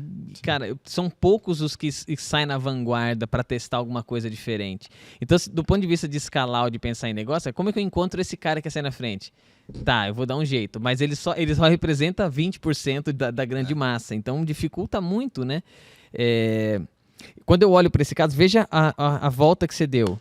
Eu contrato uma consultoria de gestão de processos para entender que, eu vou pegar agora o exemplo que o Rafael colocou também, para entender que uma empresa que trabalha com 140 pessoas podia trabalhar com 100, certo? Os caras vão fazer isso, da Falcone, naquele exemplo, o podcast a gente traz isso. Tá, eu descobri que eu posso fazer isso. Existe um interesse. Então, se o conselho quer, se o presidente quer, a empresa vai se mobilizar para tentar. Eu não vou conseguir zerar esse delta que a gente encontrou, mas eu quero chegar próximo disso. Tá, beleza. Mas a partir desse momento, eu já tenho um presidente envolvido, eu tenho uma área de engenharia de processos envolvida. Pronto. Chegou. Esse é o teu lead mais qualificado possível. Mas dos 20%, cara, eu tô falando de quanto aqui? Né? Agora eu quero devolver um problema para vocês, por quê? Porque nós, como carreira, também lidamos com a mesma coisa. Se o cara não tem problema de turnover, se tá tudo rodando certinho, fala, não, pra que eu quero saber o que eu tô fazendo? Você fala, cara, peraí, mas não é sobre eficiência produtiva, é sobre isso, aquilo outro. Não materializei. Não consegui dizer rapidinho pra dizer, cara, isso aqui é o seguinte, se você reduzir esse turnover, você vai aumentar a produtividade de 8%. Isso é legal, hein? Imagina você chegar na reunião com os caras lá e dizer que você foi responsável por um aumento de 8, 10, 12%. Cara, né? Cara, que missão, meu. É muito abstrato. Sim. Tem um exemplo, cara, você tocou num ponto que me fez viajar aqui também, que é uma dor que a gente tem grande, a gente está começando agora a conseguir convencer o RH a pedir dado de operação. Assim, foi Eu não sei te dizer quantas vezes eu ouvi a frase do RH, pô, mas eu queria relacionar isso com desempenho. E todos têm isso na mente de eu quero relacionar com desempenho e faz muito sentido e tem que ser feito. Só que quando ele pensa em desempenho, ele relaciona com avaliação de desempenho. Cara, avaliação de desempenho tem a ver com carreira, ele é uma medida perceptível, ele não quer dizer que ele não é importante, mas ele é um outro instrumento, ele é uma outra coisa. Você quer falar de desempenho mesmo, você vai ter que descer para a operação e você vai ter que ver o que está gerando o resultado final. Não quer dizer que é só, numa área administrativa vai ser mais difícil, você tem N complicações, mas é muito importante você começar por ali. Então, você saber pegar, por exemplo, uma fábrica, ou pegar, por exemplo, uma empresa de call center, que são naturalmente empresas que têm maior turnover, e você tem indicadores claros, finalísticos, você tem que, no momento que você se aposta desses indicadores, é muito mais fácil você chegar para uma diretoria e falar, tô aqui com um atendente de call center, cara, nos primeiros 3 meses, eles têm um desempenho 40% pior do que o resto da galera. A gente agora tem 30% do nosso quadro em até 3 meses e esse quadro está girando porque eu estou sempre contratando gente. Se a gente diminuir isso para 10%, para 15%, a gente economiza tanto. Bora fazer um programa de retenção de 3 meses? Isso, você já conseguiu, você consegue chegar num C-level com isso. Porque a dor do dia a dia é assim, imaginando o dia a dia de um CEO. O cara acabou de receber o CFO falando com ele de, se a gente mudar a tributação da região Y, a gente consegue economizar 20 milhões. Aí chega o gerente de RH para ele e fala, cara, consegui diminuir o SLA de vaga de 28 dias para 27. Ele fala, e deve ter dado mau trabalho. E o Kiko? Exatamente, cara. Mas veja, é porque esses caras são movidos assim, a gente precisa dar esse indicador. Eu gostei do que você falou. Nós não existimos para respirar, mas a respiração é fundamental, certo? Por que as pessoas... Qual é o propósito da vida? Respirar. Não é, velho. Mas para de respirar. Então é elementar, mas não é por isso que a gente vive. E aí tá o lance da margem, do lucro. Como é que eu traduzo isso? Essa redução de tempo com... cara, isso sabe quanto vai economizar pra gente? Nos onboards e tudo que a gente faz? X milhões. Opa, esse número eu entendo. Fale-me mais sobre isso. É isso mesmo, Emer. Tipo, você falou, cara, a gente às vezes dá volta pra explicar ela, porque pra quem tá no comercial ali, vendendo o negócio ou numa reunião de resultado, a primeira coisa que tem que vir é isso. Tipo, a gente conseguiu adaptar no nosso pitch comercial, nas propostas, tem o valor ali da proposta, e logo em seguida tem um slide que é assim, e quanto custa não ter a nossa solução? A gente mostra cada ponto percentual de turnover voluntário que você tem custa 1,5 milhão, por exemplo. E com redução de 1 ponto percentual do turnover voluntário, e aí, tipo, vai gerar curiosidade, daí eu ganho tempo e espaço para explicar o racional e dar as voltas e tudo mais, mas eu preciso prender a atenção da pessoa, né? Custa isso. Olha, por quê? Porque aqui, olha isso. Impacta em A, B e C, e A, B e C custa tudo isso junto. E aí eu mostro para ele que a minha proposta, na verdade, se eu te reduzir 1 ponto percentual do turnover, isso daqui já significa 2 vezes mais o valor da minha proposta, já deu o ROI de 2 vezes da implantação. Essa relação rápida entre quanto vale cada ponto percentual do seu indicador que você está propondo a melhorar versus uma visão financeira é o que eu acho que a gente tenta descobrir. Até um exemplo prático disso, outro dia eu estava comentando sobre isso também, teve um case da Best Buy e da Starbucks que eles fizeram, que eles conseguiram mensurar quanto que 0,1 ponto percentual de engajamento que aumentava nos colaboradores das lojas deles influenciavam na receita operacional anual da loja. E eles descobriram que o aumento de cada 0,1 ponto percentual de engajamento dos times resultava em $100 mil a mais na renda operacional anual daquelas lojas. Que legal. Então, tipo, isso é interessante pra caramba.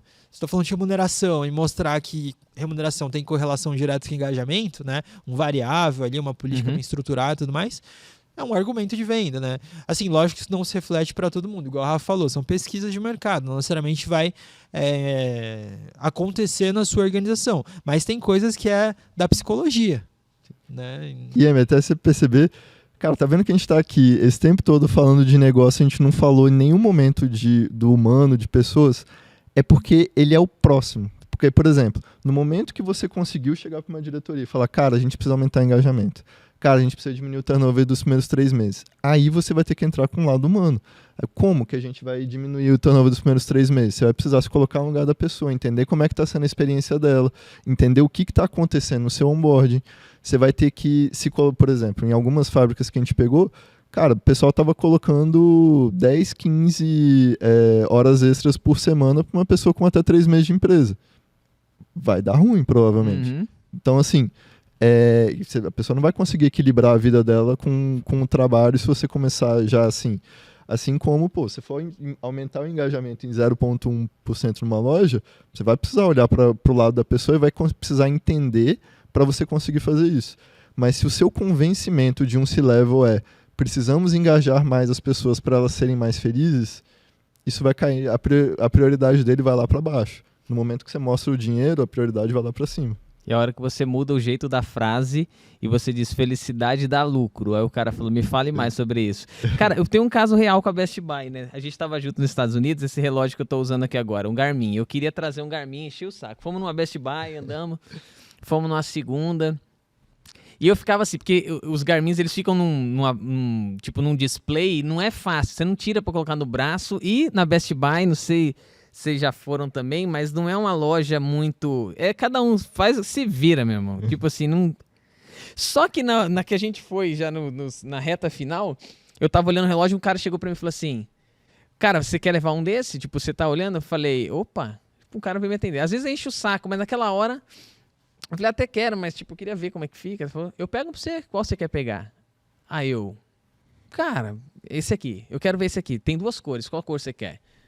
Pô, olha o nível. Aí o cara foi lá, pegou, coloquei no braço, ficou do meu lado. Eu falei, e aí, vai levar? Aí eu falei, pô, vou levar, só porque você fez isso, né? Tipo, eu pensei na minha cabeça, isso eu não falei. Bom, onde tá o engajamento? Cara, o americano é muito ruim de serviço, cara. Mas esse cara foi um vendedor diferente, né? Então, materializando os 100 mil eu tive a oportunidade de conhecer um cara que é VP da Sodexo. E o prédio, eu fiquei na universidade ali de Cincinnati, a Sodexo é a prestadora de serviço. Cara, que curioso, o cara, ele tirou meu prato assim da mesa, eu tava no café da manhã, e foi o primeiro, acho que foi o segundo dia que eu fui tomar o café, ele tirou, quando eu cheguei, ele avisou assim, eu queria avisar você que eu tirei. E tipo, na hora eu tive uma reação assim, é difícil, na língua eu falei, beleza, ok, eu falei só ok pro cara, né? Aí depois eu falei, pô, cara, o cara que tirou meu prato, velho, e levou embora, tipo, ele... E nem precisava, porque eu ia voltar ainda, tal, mas eu falei, cara, não é ok, não. Eu queria dizer que eu apreciei muito o que você fez. Ele falou, imagina, que isso, cara. Bom, esse cara foi isso, aí eu aproximei dele. De onde você é? Viu o jeitão ruinzão de falar. Meu Deus do céu, eu sou do Brasil, tá? Pô, que legal, não sei o quê, papapá. Cara, eu gostei muito. Eu falei, eu queria dizer mais uma vez, eu não tô acostumado a ver esse tipo de coisa aqui. Passou o dia, à tarde eu tava dando uma volta pela universidade, ele tava sentado num banco e ele gritou, Emerson. Daí eu, caraca. O cara lembrou de mim. Pô, eu tô na gringa, o que eu quero? Falar, mano. Tudo que eu queria era encontrar sempre alguém pra ficar... Me chamou e a gente começou a falar sobre isso. E o que ele falou? Cara, eu tenho uma grande missão aqui. Por quê? O meu público engajado em serviço, excelência, que os caras do Chick-fil-A fazem muito bem também, eles já entenderam essa correlação de valores. Então é de cima pra baixo, bicho. Eu preciso um cara... E qual que é o indicador que mede? NPS. Simples. Cara, o que os caras fazem? Você tem um totem no fim da loja e você bota uma nota específica. Eles medem aquilo mensalmente, fazem correlação com o faturamento de cada uma loja ao redor do mundo e começam a dizer, opa, nível de treinamento tá aqui. Qual é o nível de treinamento? A massa de dados que vocês têm na mão. Mas qual que é o indicador? NPS, faturamento de loja. NPS, faturamento de loja. Isso, qualquer executivo entende essa língua, cara. Mas como chegar... nisso. Cara, isso foi muito legal, essa situação que você viveu, porque endossou muito esse número que eu trouxe, né? E foi na Best Buy, por isso que eu falei, eu ia voltar sem comprar o relógio, juro, eu não ia, eu tava assim, mano, eu não vou comprar um relógio. Cara, isso é muito legal, porque mostra, beleza, o executivo pode ser cético, falando de números, 0, como assim, justifica aí. Mas você tangibilizando um exemplo que é muito real na nossa cabeça, né? Pô, nós enquanto consumidores, no papel de consumidor, se você tá acostumado em não ser atendido, alguém te recebe, te oferece ali o produto pra você usar, se experimentar, você leva, né? E já contribuiu aí, ó, seu relógio nos 100 mil aqui. Pois é, cara. E a pessoa, ela faz isso quando ela tá feliz, que ela tá fazendo, né? Ela tá engajada. É um mau humor absurdo. É. Você pode olhar pros caras, eles não querem te atender, eles não estão nem aí pra Exato. você, cara. Não vê a hora de dar, sei lá que hora que eles saem do trabalho, mas não vê a hora de ir embora, cara. Exatamente. Cara, foi muito doido, né? E você falou desse exemplo, eu notei isso. Eu falei, cara, eu trouxe o relógio porque teve um impulso. Eu queria, mas tava faltando alguém disposto a falar. Porque eu não queria pedir também, porque eu conheço os caras, falo assim, você vai chamar um vendedor, pedir pra ver, o cara vai com aquela puta má vontade, não tô com disposição pra isso. Isso é muito legal. Deixa eu caminhar um pouco mais com vocês em outro ponto. Psicologia para ciência de dados. O que é que você estudava tanto em psicologia? E por que a tua veia direcionou para isso? Porque nem todo ser humano que estuda psicologia tem uma vertente para esse negócio. Talvez a tua parte acadêmica de pesquisa te ajudou a ser um cara um pouco mais estatístico, mas conta pra mim um pouco, porque você tem um estudo maneiro aqui de padrão de traição, uma parada de ciúme. Foi exatamente. Assim, acho que eu segui um caminho bem diferente da psicologia, assim, porque quando eu entrei na psicologia eu vi que eu não queria clínica. Cara, não me dou bem tratando uma pessoa só, mas é o tema que eu me interesso. A mente humana, como as pessoas funcionam, é a parada que me interessava muito. Então eu fui um pouco mais pra linha da psicologia social e da psicologia evolucionista. E aí acabei caindo no tema de traição. Eu passei 2 anos pesquisando ciúme e traição humana. Caraca! E era massa demais, assim, caraca, é muito legal você conseguir entender o padrão de como as pessoas formam relacionamentos, o que leva elas a ficarem com ciúme, o que leva elas a traírem mais ou menos. Eu era apaixonado por isso, pensava, queria continuar estudando isso minha vida inteira. Só que aí eu falei, acho que vou ter que arrumar um meio do caminho aí onde eu consigo usar dados, eu consigo entender comportamento humano e traduzir isso de outra forma para outro tema. E aí fui meio que transitando para a área de People Analytics. Onde eu estudava, tinha professores muito fortes em psicometria. Então, assim, a área de estatística e psicometria eu estudava bastante em psicologia organizacional. Só que eu sentia que faltava uma coisa, assim, psicometria é muito... ele tem uma parte metodológica muito, muito rigorosa. Só que ele não consegue ganhar escala. É difícil você pegar e fazer uma análise psicométrica numa empresa. E você não conseguiria resolver tantos problemas assim. Então eu comecei a ir mais para estudar inteligência artificial, meu mestrado foi em inteligência artificial. E aí, foi quando eu me apaixonei numa coisa que parece besteira, mas é assim... Quando você pega só pessoas de tecnologia olhando dados e usando essas técnicas mais robustas, ele pega uns indicadores muito esquisitos. Tipo assim, meu mestrado foi em identificar o estilo de aprendizagem da pessoa, como ela prefere aprender, a partir da forma que ela interage com o sistema de aprendizado. Então, a plataforma, a forma que ela interage com a plataforma. Cara, dá para identificar isso, por mais incrível que pareça, pelo movimento do mouse. Tipo assim, a galera de dados pegava, as pessoas que mexem o mouse assim têm um estilo de aprendizado mais X ou mais Y. E eu vi doideira, mas é porque o movimento de mouse, ele tem muito, muito comportamento, é um monte de comportamento junto. E eu pensava, dá pra juntar com um comportamento que faz sentido. Por exemplo, no meu mestrado, um dos comportamentos que fez muito sentido foi o desvio padrão da hora que a pessoa acessa o ambiente de aprendizado. Porque o que é? Você aprender online é muito melhor quando você consegue regular o seu ritmo. Você consegue... você não tem alguém dizendo, Emerson, você precisa entrar às 7 horas para estudar, tem uma prova às 7 horas. Quando no online, você que precisa fazer seu ritmo. Então é importante ter uma pessoa que se autorregule. Ela vai lá... Então, ela entrar todo dia na mesma hora, quer dizer que ela conseguia se autorregular. Uma pessoa que um dia entrava, outro não entrava, um entrava às 8 da manhã, geralmente ela vai ter um estilo de aprendizado diferente que precise que eu fique dando atividade para ela seguir. Então, traduzir um conceito humano, que é a regulação do aprendizado, num indicador, que é o desvio padrão da hora que a pessoa entra, foi uma coisa que foi apaixonante para mim. E eu comecei a fazer isso em outros temas de psicologia organizacional, e comecei a me amarrar nisso em People Analytics, que é pegar um indicador diferente, entender, por exemplo, padrões. A gente teve um modelo preditivo que a gente construiu que foi baseado em batida de ponto. Tipo assim, a diferença, o padrão das horas que a pessoa batia ponto estava relacionado ao pedido de desligamento dela. Geralmente, quando a pessoa estava pensando em sair, ela começava a chegar mais tarde.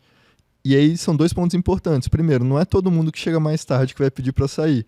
As pessoas naturalmente têm uma linha de base. Então você tem as pessoas que nunca atrasam. A pessoa que nunca atrasa e atrasa uma vez, pode ser que seja uma coisa. A pessoa que sempre atrasa e atrasou de novo, não faz diferença. Então, saber pegar essa informação, que é a batida de ponto, o dado, que é a batida de ponto, e transformar numa informação que representa um comportamento e usar isso para resolver um problema de negócio é o que me apaixonou e o que me fez estudar ciência de dados. Eu falei, cara, isso é uma coisa que eu tenho vontade de fazer para a vida, de traduzir isso e resolver problema assim. Você já leu o livro do Pinker, o Como a Mente Funciona? Sou um dos caras que eu mais gosto. O Dawkins, o Pinker, são caras que eu sou apaixonado. Cara, esse livro foi muito doido. Eu sou um cristão, mas o que ele me provoca é muito doido. Eu acho que eu olho pro lado dele e falei, você podia gastar menos tempo dizendo que a minha fé não vale nada, mas vamos ao que interessa. Cara, ele traz uma série de análises de coisas curiosas. A quantidade de cálculos e a porrada de coisas que acontecem em eu pegar uma garrafa como essa agora e desprender a energia certa, porque rapidamente meus olhos calcularam que não tinha água aqui dentro. E a força na ponta desse movimento de pinça foi... Ele falou assim, eu gosto do Confúcio, que diz, eu não me encanto com as coisas que são lançadas. O iPhone 19 não me mexe. Eu gosto das corriqueiras. E ele fala, eu parto do princípio de estudar a mente a partir de coisas corriqueiras, né? Quinta dia útil também é cultura. Então, eu queria saber mais sobre isso, porque a hora que você falou desses padrões, do padrão de traição. Como é que você calculava isso? Onde é que vocês iam buscar esses dados e que correlação vocês faziam, cara? Pô, esse é massa. Que é assim, o estudo tradicional da traição é assim, é basicamente você procurar tem 2 formas, mas assim, basicamente você procurar uma pessoa e perguntar pra ela, pô, imagina que você tá num relacionamento há tanto tempo e tal, você tá apaixonado pela pessoa, pensando em casar com ela e imagina que você vê ela tendo... E aí a gente tinha cenários de pistas de traição. Imagina que você vê ela tocando muito na outra pessoa. Então, assim, imagina... Vou fazer o exemplo com você, que eu acho que vai ficar melhor. Vai ser mais divertido. Pensa na sua esposa. Uhum. Cara, imagina que tem um cara que ela encontra sempre que, velho, o cara é bonito, sabe? Tipo assim, tem forte e tal, tem uma postura legal. E, cara, sempre que ela conversa com ele, ela fica pegando no braço dele, no cotovelo, assim. E, pô, você vê, e ela fala, nossa, mas... Caraca, ela sempre tá muito interessada nele. Assim, e direto você vê... Ela um dia tava em casa contigo e falou, nossa, mas ele tá forte, né? Tá malhando Comentário. e tal. Comentário. Curti uma foto sem querer também. Exatamente. Isso seria, tipo, são pistas mais ligadas ao sexual. Aí tinham pistas mais ligadas ao emocional. Falei, imagina que ela conversa com ele o tempo inteiro, que ela conta segredos pra ele que não conta pra você. Imagina que ela tem um apelido exclusivo pra ele. Isso é uma pista mais de traição emocional. E aí a gente pergunta o nível, tem algumas versões assim, de experimento, mas nesse você pergunta o nível de emoção que a pessoa sentiu. Então, assim, quanto ela se sentiu incomodada. E acho que uma das experiências mais divertidas foi quando a gente fazia um dos cenários com as mulheres é quando a gente falava assim, imagina que o carro dela quebrou e ele foi lá e passou a tarde consertando o carro dela. Cara, esse era assim, ó. Era disparado, cara. A mulher quase levantava e queria me bater. Eu tava falando de um cenário que eu quase sair apanhando.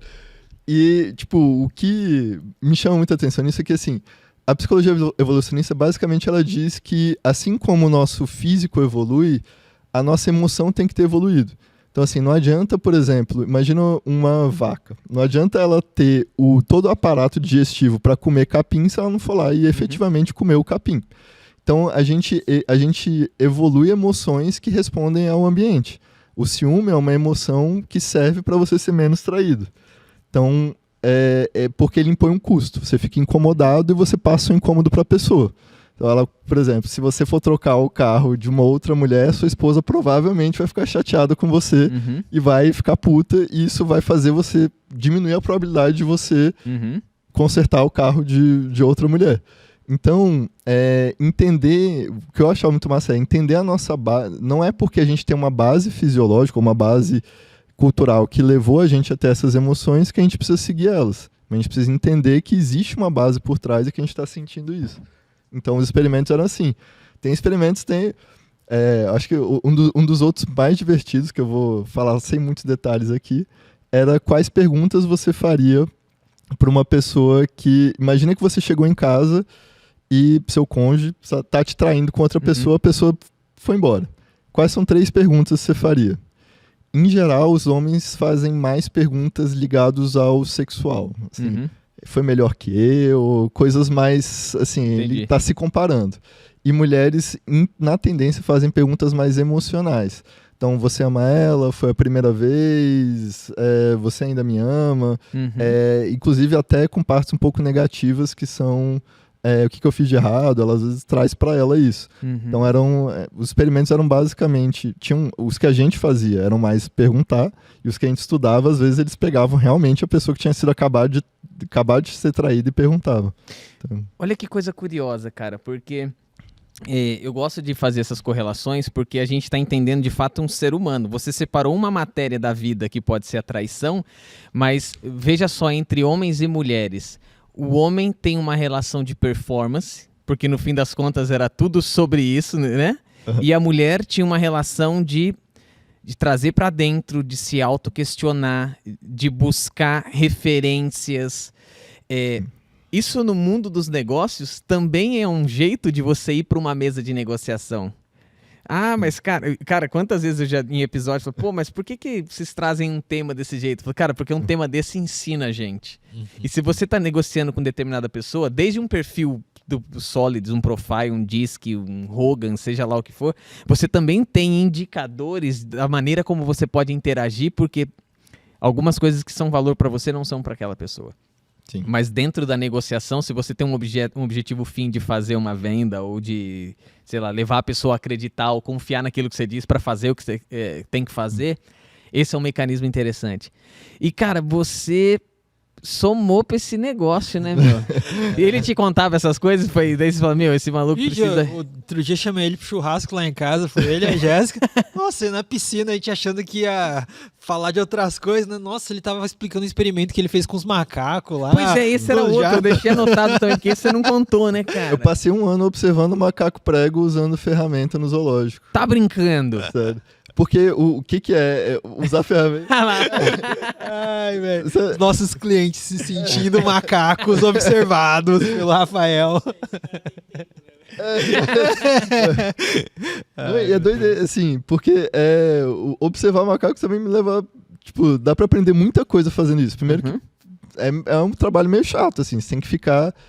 o macaco no zoológico, ele é estressado. Então, ele faz muito comportamento de estresse, por exemplo, girar a cabeça. Você tem que ficar ali com um caderninho, anotando toda vez que ele gira a cabeça. Caramba. Mas o experimento era muito legal, porque ele estava testando uma coisa um pouco diferente. E aí eu virei meio que um livro de curiosidades ambulante. Se você for olhar, os macacos não têm lateralidade. Eles não são destros ou canhotos. Em geral, é 40% destro, 40% canhoto e 20% ambidestro. Os macacos são mais variados. E o humano é 90% destro, 8% canhoto e 2% ambidestro. Caramba. E existe uma teoria que diz que essa mudança de lateralidade ela veio por causa da dominância do hemisfério do cérebro. Então, o nosso hemisfério esquerdo se desenvolveu mais, que é o hemisfério da linguagem, e isso fez, como a dominância de manipular coisas, ela é inversa, isso faz com que a gente tenha uma probabilidade maior de destros. Tem uma aguinha? Isso faz com que a gente tenha uma probabilidade maior de destros. Então, só que o problema como que você estuda a lateralidade num macaco? Tipo assim, basicamente, se eu jogar uma coisa pra você, mesmo você sendo destro, você pode pegar com a esquerda. Tem várias coisas que você pode fazer assim. Então, você tem que buscar um experimento que... Ele escreve, né? Pra você dar uma caneta na mão. Pronto. Se você for, aí vem as curiosidades. A escrita, ela é um tipo de pegada precisa. Você precisa fazer tipo uma garrinha. Uhum. Isso se aplica a outras coisas.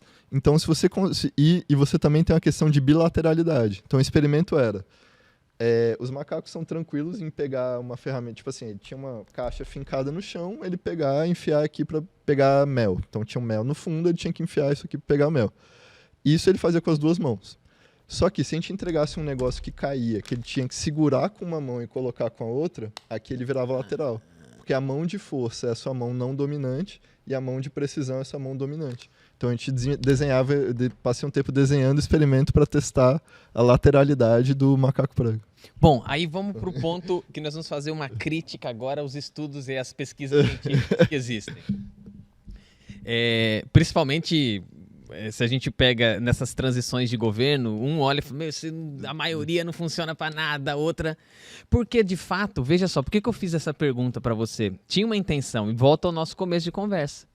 Do ponto de vista de informação, estudar os macacos ou entender os padrões de traição pode ser um estudo isolado, que é legal pra gente dar risada numa piscina e se divertir, mas a descobrir um problema que eu quero a partir desse experimento, entender, faz muita diferença. O Positivamente Irracional do Dan Ariely.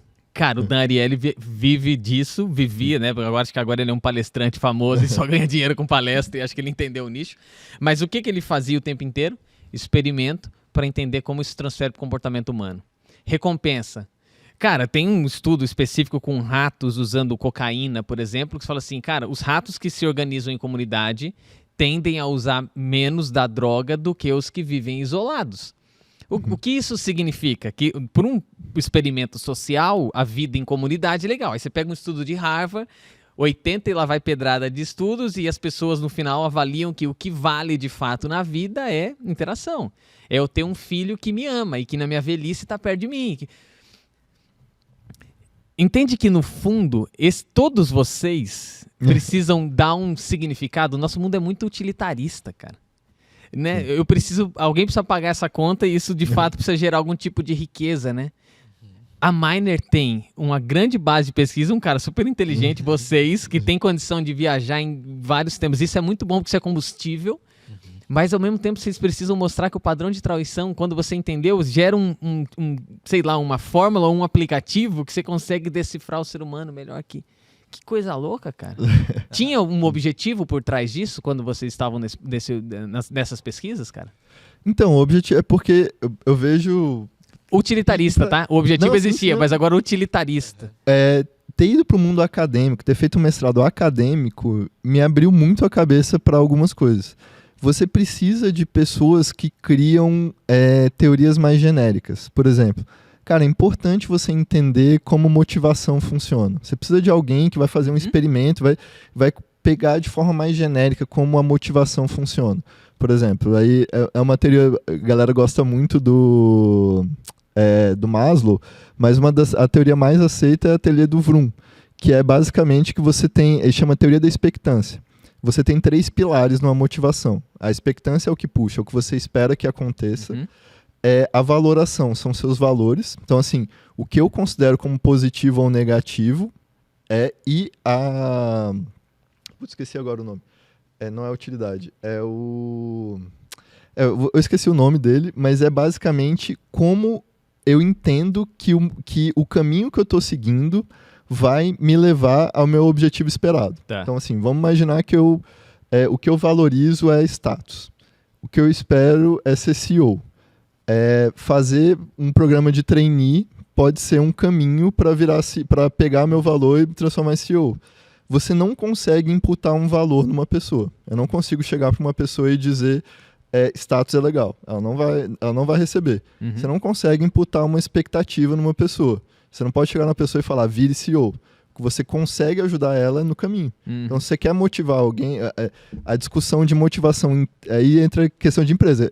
Tem como você motivar alguém? Tem, com o caminho. Mas com os outros 2, não. Então, você precisa de alguém estudando essa parte teórica muito abstrata para você conseguir poder... Tudo isso que eu falei aqui precisou de uma galera estudando sem muito objetivo. Agora, imagina que vamos pegar um outro experimento que é muito legal, que é basicamente, esse é um experimento famoso, que é se você dá um incentivo financeiro, as pessoas são menos criativas. Elas tentam solucionar o problema de uma forma mais direta e acabam não vendo soluções melhores. Eu tenho esse conceito abstrato, mas se eu tenho uma empresa, eu tenho que conseguir olhar cenários. Eu vou olhar aqui meu padrão de RV. Eu vou olhar a variação de padrão de desempenho que eu tenho dado o RV que eu tenho. E a gente a gente fez um estudo bem legal, que acabou não sendo de desempenho, mas de turnover, que trouxe um insight muito legal. Que foi assim, a empresa que a gente pegou era uma empresa de uma pegada comercial muito forte. Assim, ela falava, cara, eu pago o mínimo possível para os meus vendedores e a comissão é lá em cima. A comissão é agressiva porque eu acredito em meritocracia e é isso aí. Então, a comissão variava de R$100 a 9 mil. Era tipo assim, e a pessoa ganhava o salário mínimo. O que a gente viu? A gente foi olhando o padrão de turnover, a gente viu que, cara, a partir de 4, 5 mil ali, você chegava no pico de retenção. Acima de 4.500, 5 mil, você não está retendo mais ninguém. A pessoa que você pagar para ela 5 ou 7, a retenção é igual. Por outro lado, se você pagar menos que 13, você pagar um valor muito baixo, a pessoa saía. Porque, eu vou ficar aqui ganhando salário mínimo? Não vou. Então, você poderia pegar um pouco desse montante e colocar... E redistribuir sem mexer no seu custo, porque isso falando de retenção. Então, assim, basicamente, dei toda essa volta para falar que é muito importante ter uma galera que estuda o acadêmico, que a gente precisa conhecer para saber onde estão as bases, mas para a gente chegar no fim do dia, olhar na empresa e ver o que está acontecendo na empresa. Porque senão a gente... o que acontece no mundo é uma tendência. Tem que ver se o que está acontecendo, isso que acontece no mundo está acontecendo na sua empresa. Porque tem tanta coisa interagindo que pode ser que na sua empresa tenha outros motivos. Uhum. Pode ser que um efeito que a gente achou que ia ter, na verdade na sua empresa é o inverso e, são seres humanos. Existem muitos motivos para isso poder acontecer. Então, além de conhecer a teoria, chega lá e testar e ver se está acontecendo mesmo. Cara, eu vejo os estudos, o Google está fazendo uma parada, investindo em pesquisa e desenvolvimento, a questão dos sons para detectar doenças, cara. Tipo, todo mundo carrega o aparelho e ele quer trabalhar na melhor captação possível, porque os sons podem trazer esse tipo, fazendo as várias correlações. É basicamente o que os gregos faziam, né? Que eu vou lapidar a virtude pela virtude, não por ser utilitarista. Então, quando eu pego o estudo, por exemplo, do Dan Ariely de bonificação, que ele coloca logo no começo do livro, ele diz assim, imagine pegar um neurocirurgião e oferecer um incentivo de curto prazo para ele, para reduzir o sinistro da saúde. Porque o cara, ele entra numa cirurgia de 9 a 12 horas. Então, isso custa demais. E se eu reduzisse o tempo? Dando um incentivo. Cara, só que o cara diante da cabeça, o crânio aberto de um cara e o cérebro na mão, ele não pode pensar em nada que não seja aquele cérebro. E a gente tem uma condição de distração muito grande. Imagine, cara, eu posso meter a mão na bonificação de X, reduzindo... Uhum. Ferrou, cara. Uhum. Tipo, então... Mas a conclusão que ele chegou para dar uma resposta como essa foi de investir... Cara, foi vendo como que as pessoas montavam Lego e desmontavam na frente e falavam, por que... Então você fala, cara, isso aqui não tem nada a ver com questão de incentivo de curto prazo. Ele, calma que nós vamos chegar lá. Calma que nós vamos chegar lá, né? Eu acho esse mundo sensacional, cara. E o que a gente tem que fazer é ajuntar dinheiro para patrocinar mais disso. Então a gente precisa... uma mão no... uma no... Tem uma expressão que diz aqui, uma no... Não sei como que usa, mas eu preciso coletar grana e fazer produtos utilitaristas, mas ao mesmo tempo eu preciso investir em pesquisa e desenvolvimento em coisas que aparentemente não é qualquer um que consegue enxergar que aquilo vai levar a nossa empresa, produto a um outro nível, né, cara? Sim, e eu acho que fazendo um paralelo do que o Rafa estava falando com o negócio nosso, assim, hoje, essa parte financeira que a gente estava discutindo, ela é importante para a gente convencer sobre aquela iniciativa. Mas depois que você convence da iniciativa e você parte para a execução, é 100% isso que o Rafa falou. Uhum. Porque a gente chega nas conclusões das possíveis causas que estão levando as pessoas a se desengajarem, a se demitirem, os problemas ali de pessoal. As ações que você vai tomar para resolver aquele problema é totalmente ciência comportamental. Uhum. Né? Você não tem mais a visão financeira. Por isso que é um desafio. People Analytics, da forma como a gente trabalha, é tão desafiadora. Porque normalmente é que o Rafa é um ponto fora da curva. Assim, ele teve a visão dos dois mundos, né? Da psicologia, da ciência comportamental, mas também da ciência de dados. que RH que você vai ter essa multidisciplinaridade para conseguir ser analítico, estratégico, financeiro, de um lado, de defender patrocínio, conseguir patrocínio da organização, do C-Level, para fazer um projeto e identificar que existe um problema, diagnosticar o problema, ao mesmo tempo que depois você endereça a solução considerando o fator humano. Então, acho que esse torna o negócio mais complexo também. Então, e a gente falou até agora muito mais dessa parte financeira, né? Mas esse complemento do Rafa foi sensacional, porque explica bem, né, para que serve essa base de engajamento. Porque daí na hora que o RH vai fazer uma proposição de ação, não é uma proposição no que ele acha que vai funcionar, numa pesquisa, no Forms mais ou menos que eles rodaram. É base em ciência comportamental, em psicologia de como as pessoas reagem aos estímulos que você dá. Então acho que isso é bem interessante também. Cara, você sabe que vocês virem pro quinto dia útil do ponto de vista dos programas digitais que a carreira tem, aqui é o que menos vai trazer lead pra vocês, né? Porque o que vale é ir pra live e você fala assim, cara, fizemos uma live agora de equidade com os caras da Scania, já pingou lead. Já tava chegando em mim. Porque os caras falam, não, essa parte aí dos caras da carreira é uma parte que viaja muito. Mas se tem um laboratório pra mim, é esse local, cara. Porque, para pensar, cada convidado constrói a condição da gente pensar em múltiplas coisas, formas e jeitos diferentes de construir um negócio, sabe? Vocês são inteligentes, cara. Então, vocês já passaram por outros temas que dão a condição de, para um empresário ou para um profissional de RH, ou seja lá quem for, pensar nos problemas que ele tem na mão de formas diferentes, né? Eu posso olhar para essa garrafa desse lado e não olhar para o lado que você está descobrindo que tem um logo. Mas o que você me dá a condição é de fazer assim, gira. Gira, cara. E você descobre que dentro tem algo, sabe? E isso é a investigação que a gente tem que ter. Geralmente é top-down um problema, o cara fala, resolve tal coisa. Pô, beleza, tem que resolver tal coisa. Não, cara, resolve tal coisa, toma essa garrafa. Então, peraí, deixa eu olhar pra garrafa. Tem que ser rápido? Vou ter que ser rápido. É utilitarista? Tem hora envolvida? Tem, mas, cara, eu preciso girar. E isso é repertório. Ô, Emer, e tipo assim, por isso que quando a gente fala de inovação de verdade nas empresas, você tem que apartar, você tem que criar uma célula separada para aquilo acontecer, porque no final do dia, se está tudo no mesmo lugar, sobre os mesmos drivers motivacionais, sobre a mesma estratégia, tudo vai ser priorizado de acordo com o que vai gerar mais dinheiro naquele momento e a inovação precisa de tempo para maturar, para conseguir se provar, né? Então, tipo assim, até na Miner, uma das decisões recentes mais acertadas que eu acho que a gente teve na nossa estratégia foi quebrar a nossa estratégia em horizontes de inovação da McKinsey, né? A gente utilizou os horizontes de inovação da McKinsey, em que no primeiro horizonte a gente manteve os produtos, que é onde está gerando receita recorrente, maior número de clientes ali, do que funciona, em que o foco dos produtos que estão em horizonte 1 é ganhar eficiência operacional, escalabilidade, ganhar margem e tudo mais, melhorar a qualidade, então a evolução dos produtos já existentes.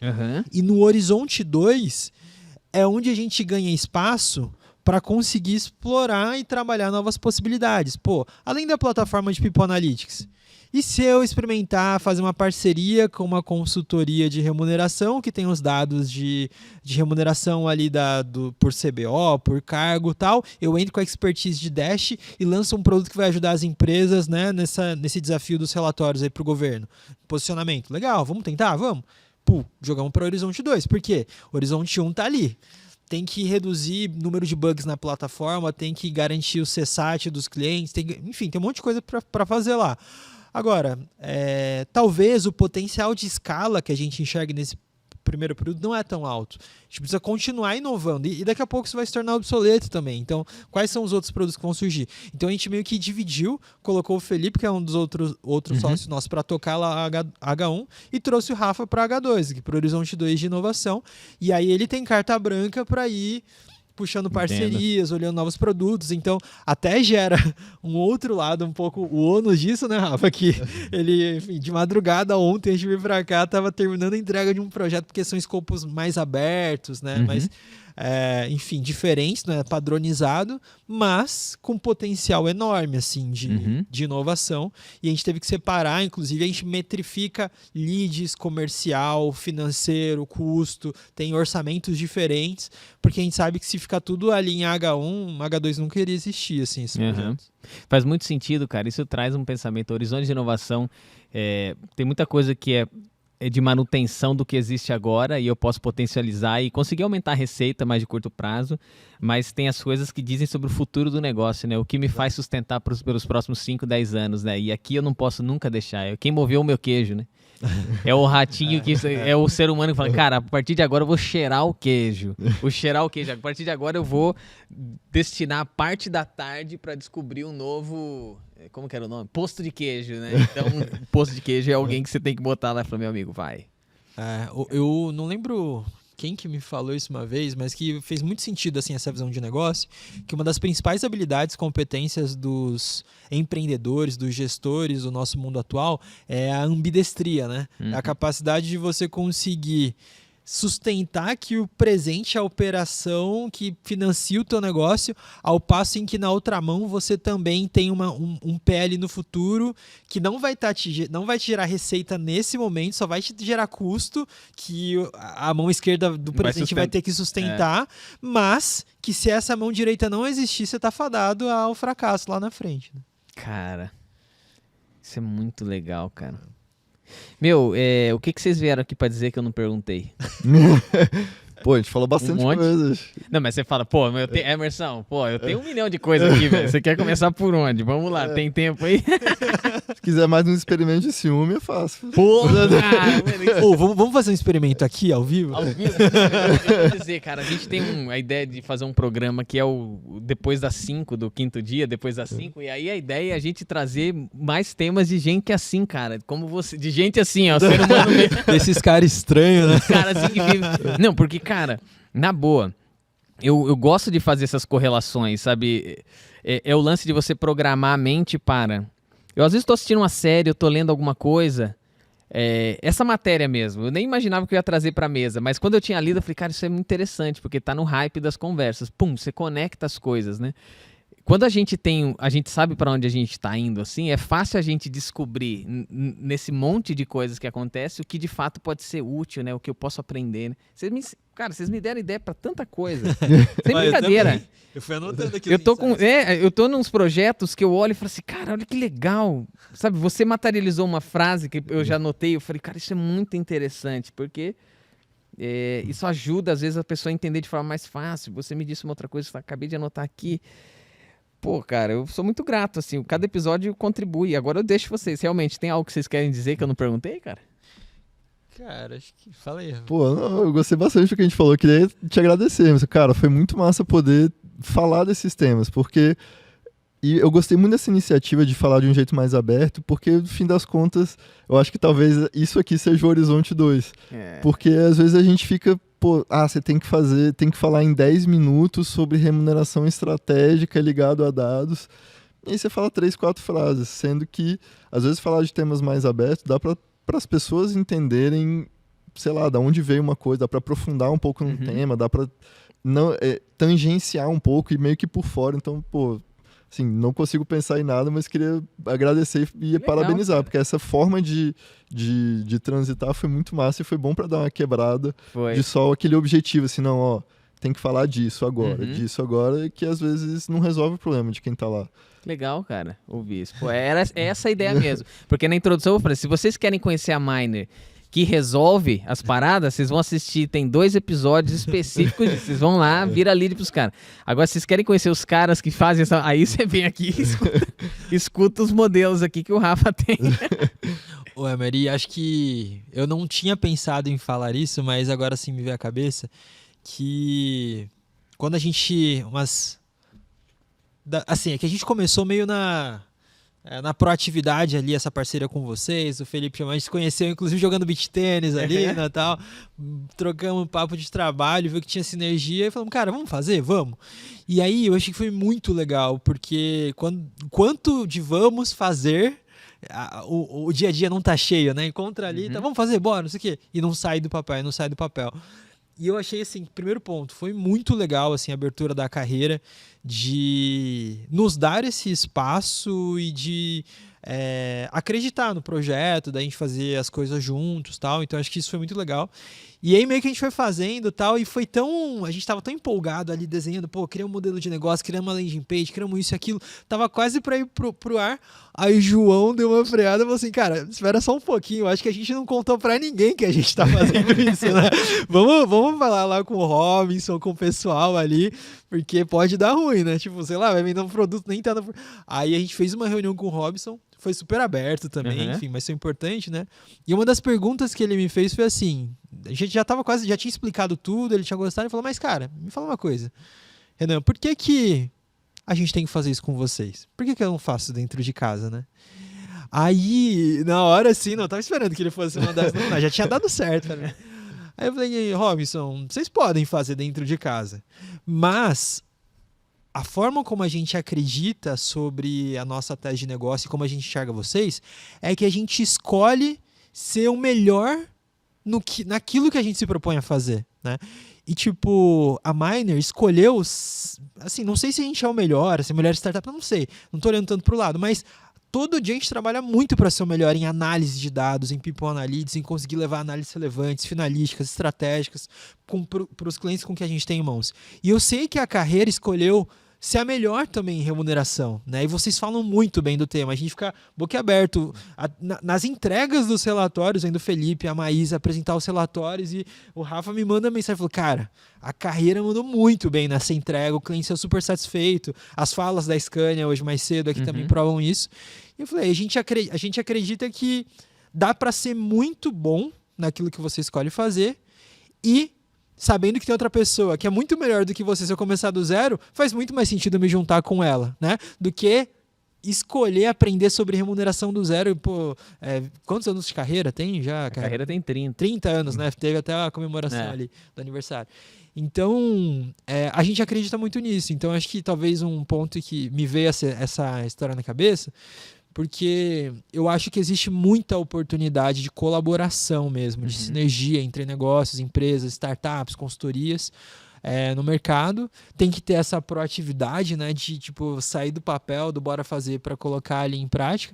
Mas eu acho que a nossa estratégia hoje, depois do case Carreira Miller, está muito mais voltada para isso, muito mais voltada para vamos buscar parcerias estratégicas para se tornarem canais, para se tornarem produtos para a Miner, para se tornarem teses de negócio, mais do que vamos criar uma nova frente da Miner que agora vai rodar assessment, que era uma possibilidade, que agora vai virar um sistema de workflow. A gente não quer ser isso, a gente quer se associar com pessoas que já são muito boas nisso para fazer as coisas acontecerem. Então, acho que isso foi uma lição muito forte da nossa parceria, que eu quis trazer antes de agradecer também, porque para nós tem sido um aprendizado enorme, assim. Acho que talvez dos nossos anos aqui, esse 4º ano, a carreira tem sido um dos grandes pontos altos, assim, da nossa história. Cara. Pô, que honra, meu. Então tá dito. Que bom você dizer isso, tá vendo? Essa pergunta é bom porque a gente prepara um roteirinho aqui, mas às vezes fala, esquecemos de dizer sobre tal coisa. Pô, obrigado. Da nossa parte, a gente também está caminhando e descobrindo muita coisa com vocês. Um papo como esse mostra que ainda tem muito para ser descoberto. E vamos em frente, cara. Tem muitas empresas que precisam dessas soluções combinadas, dessas análises que vocês fazem, a gente faz do lado de cá e que também estamos fazendo em conjunto, como, por exemplo, o diagnóstico de equidade e tantos outros que a gente tem no papel. Fala, cara, dá para sair, dá para ser um negócio diferente, dá para fazer projeções, né? Então, obrigado por esse momento, por vocês estarem aqui também. Fiquei feliz pra caramba, viu? Obrigadão. Obrigadão, Emi. Se você gostou desse episódio, senta o dedo no like, porque já era pra ter sentado, mas se não senta agora, se chegou até aqui. E se não gostou também, pô, mete aí no comentário. Eu não gostei, cara. Essa parada eu não curti. Fica à vontade, manda pra longe. Foi uma honra ter você com a gente. Até o próximo. Tchau. Tchau. Valeu.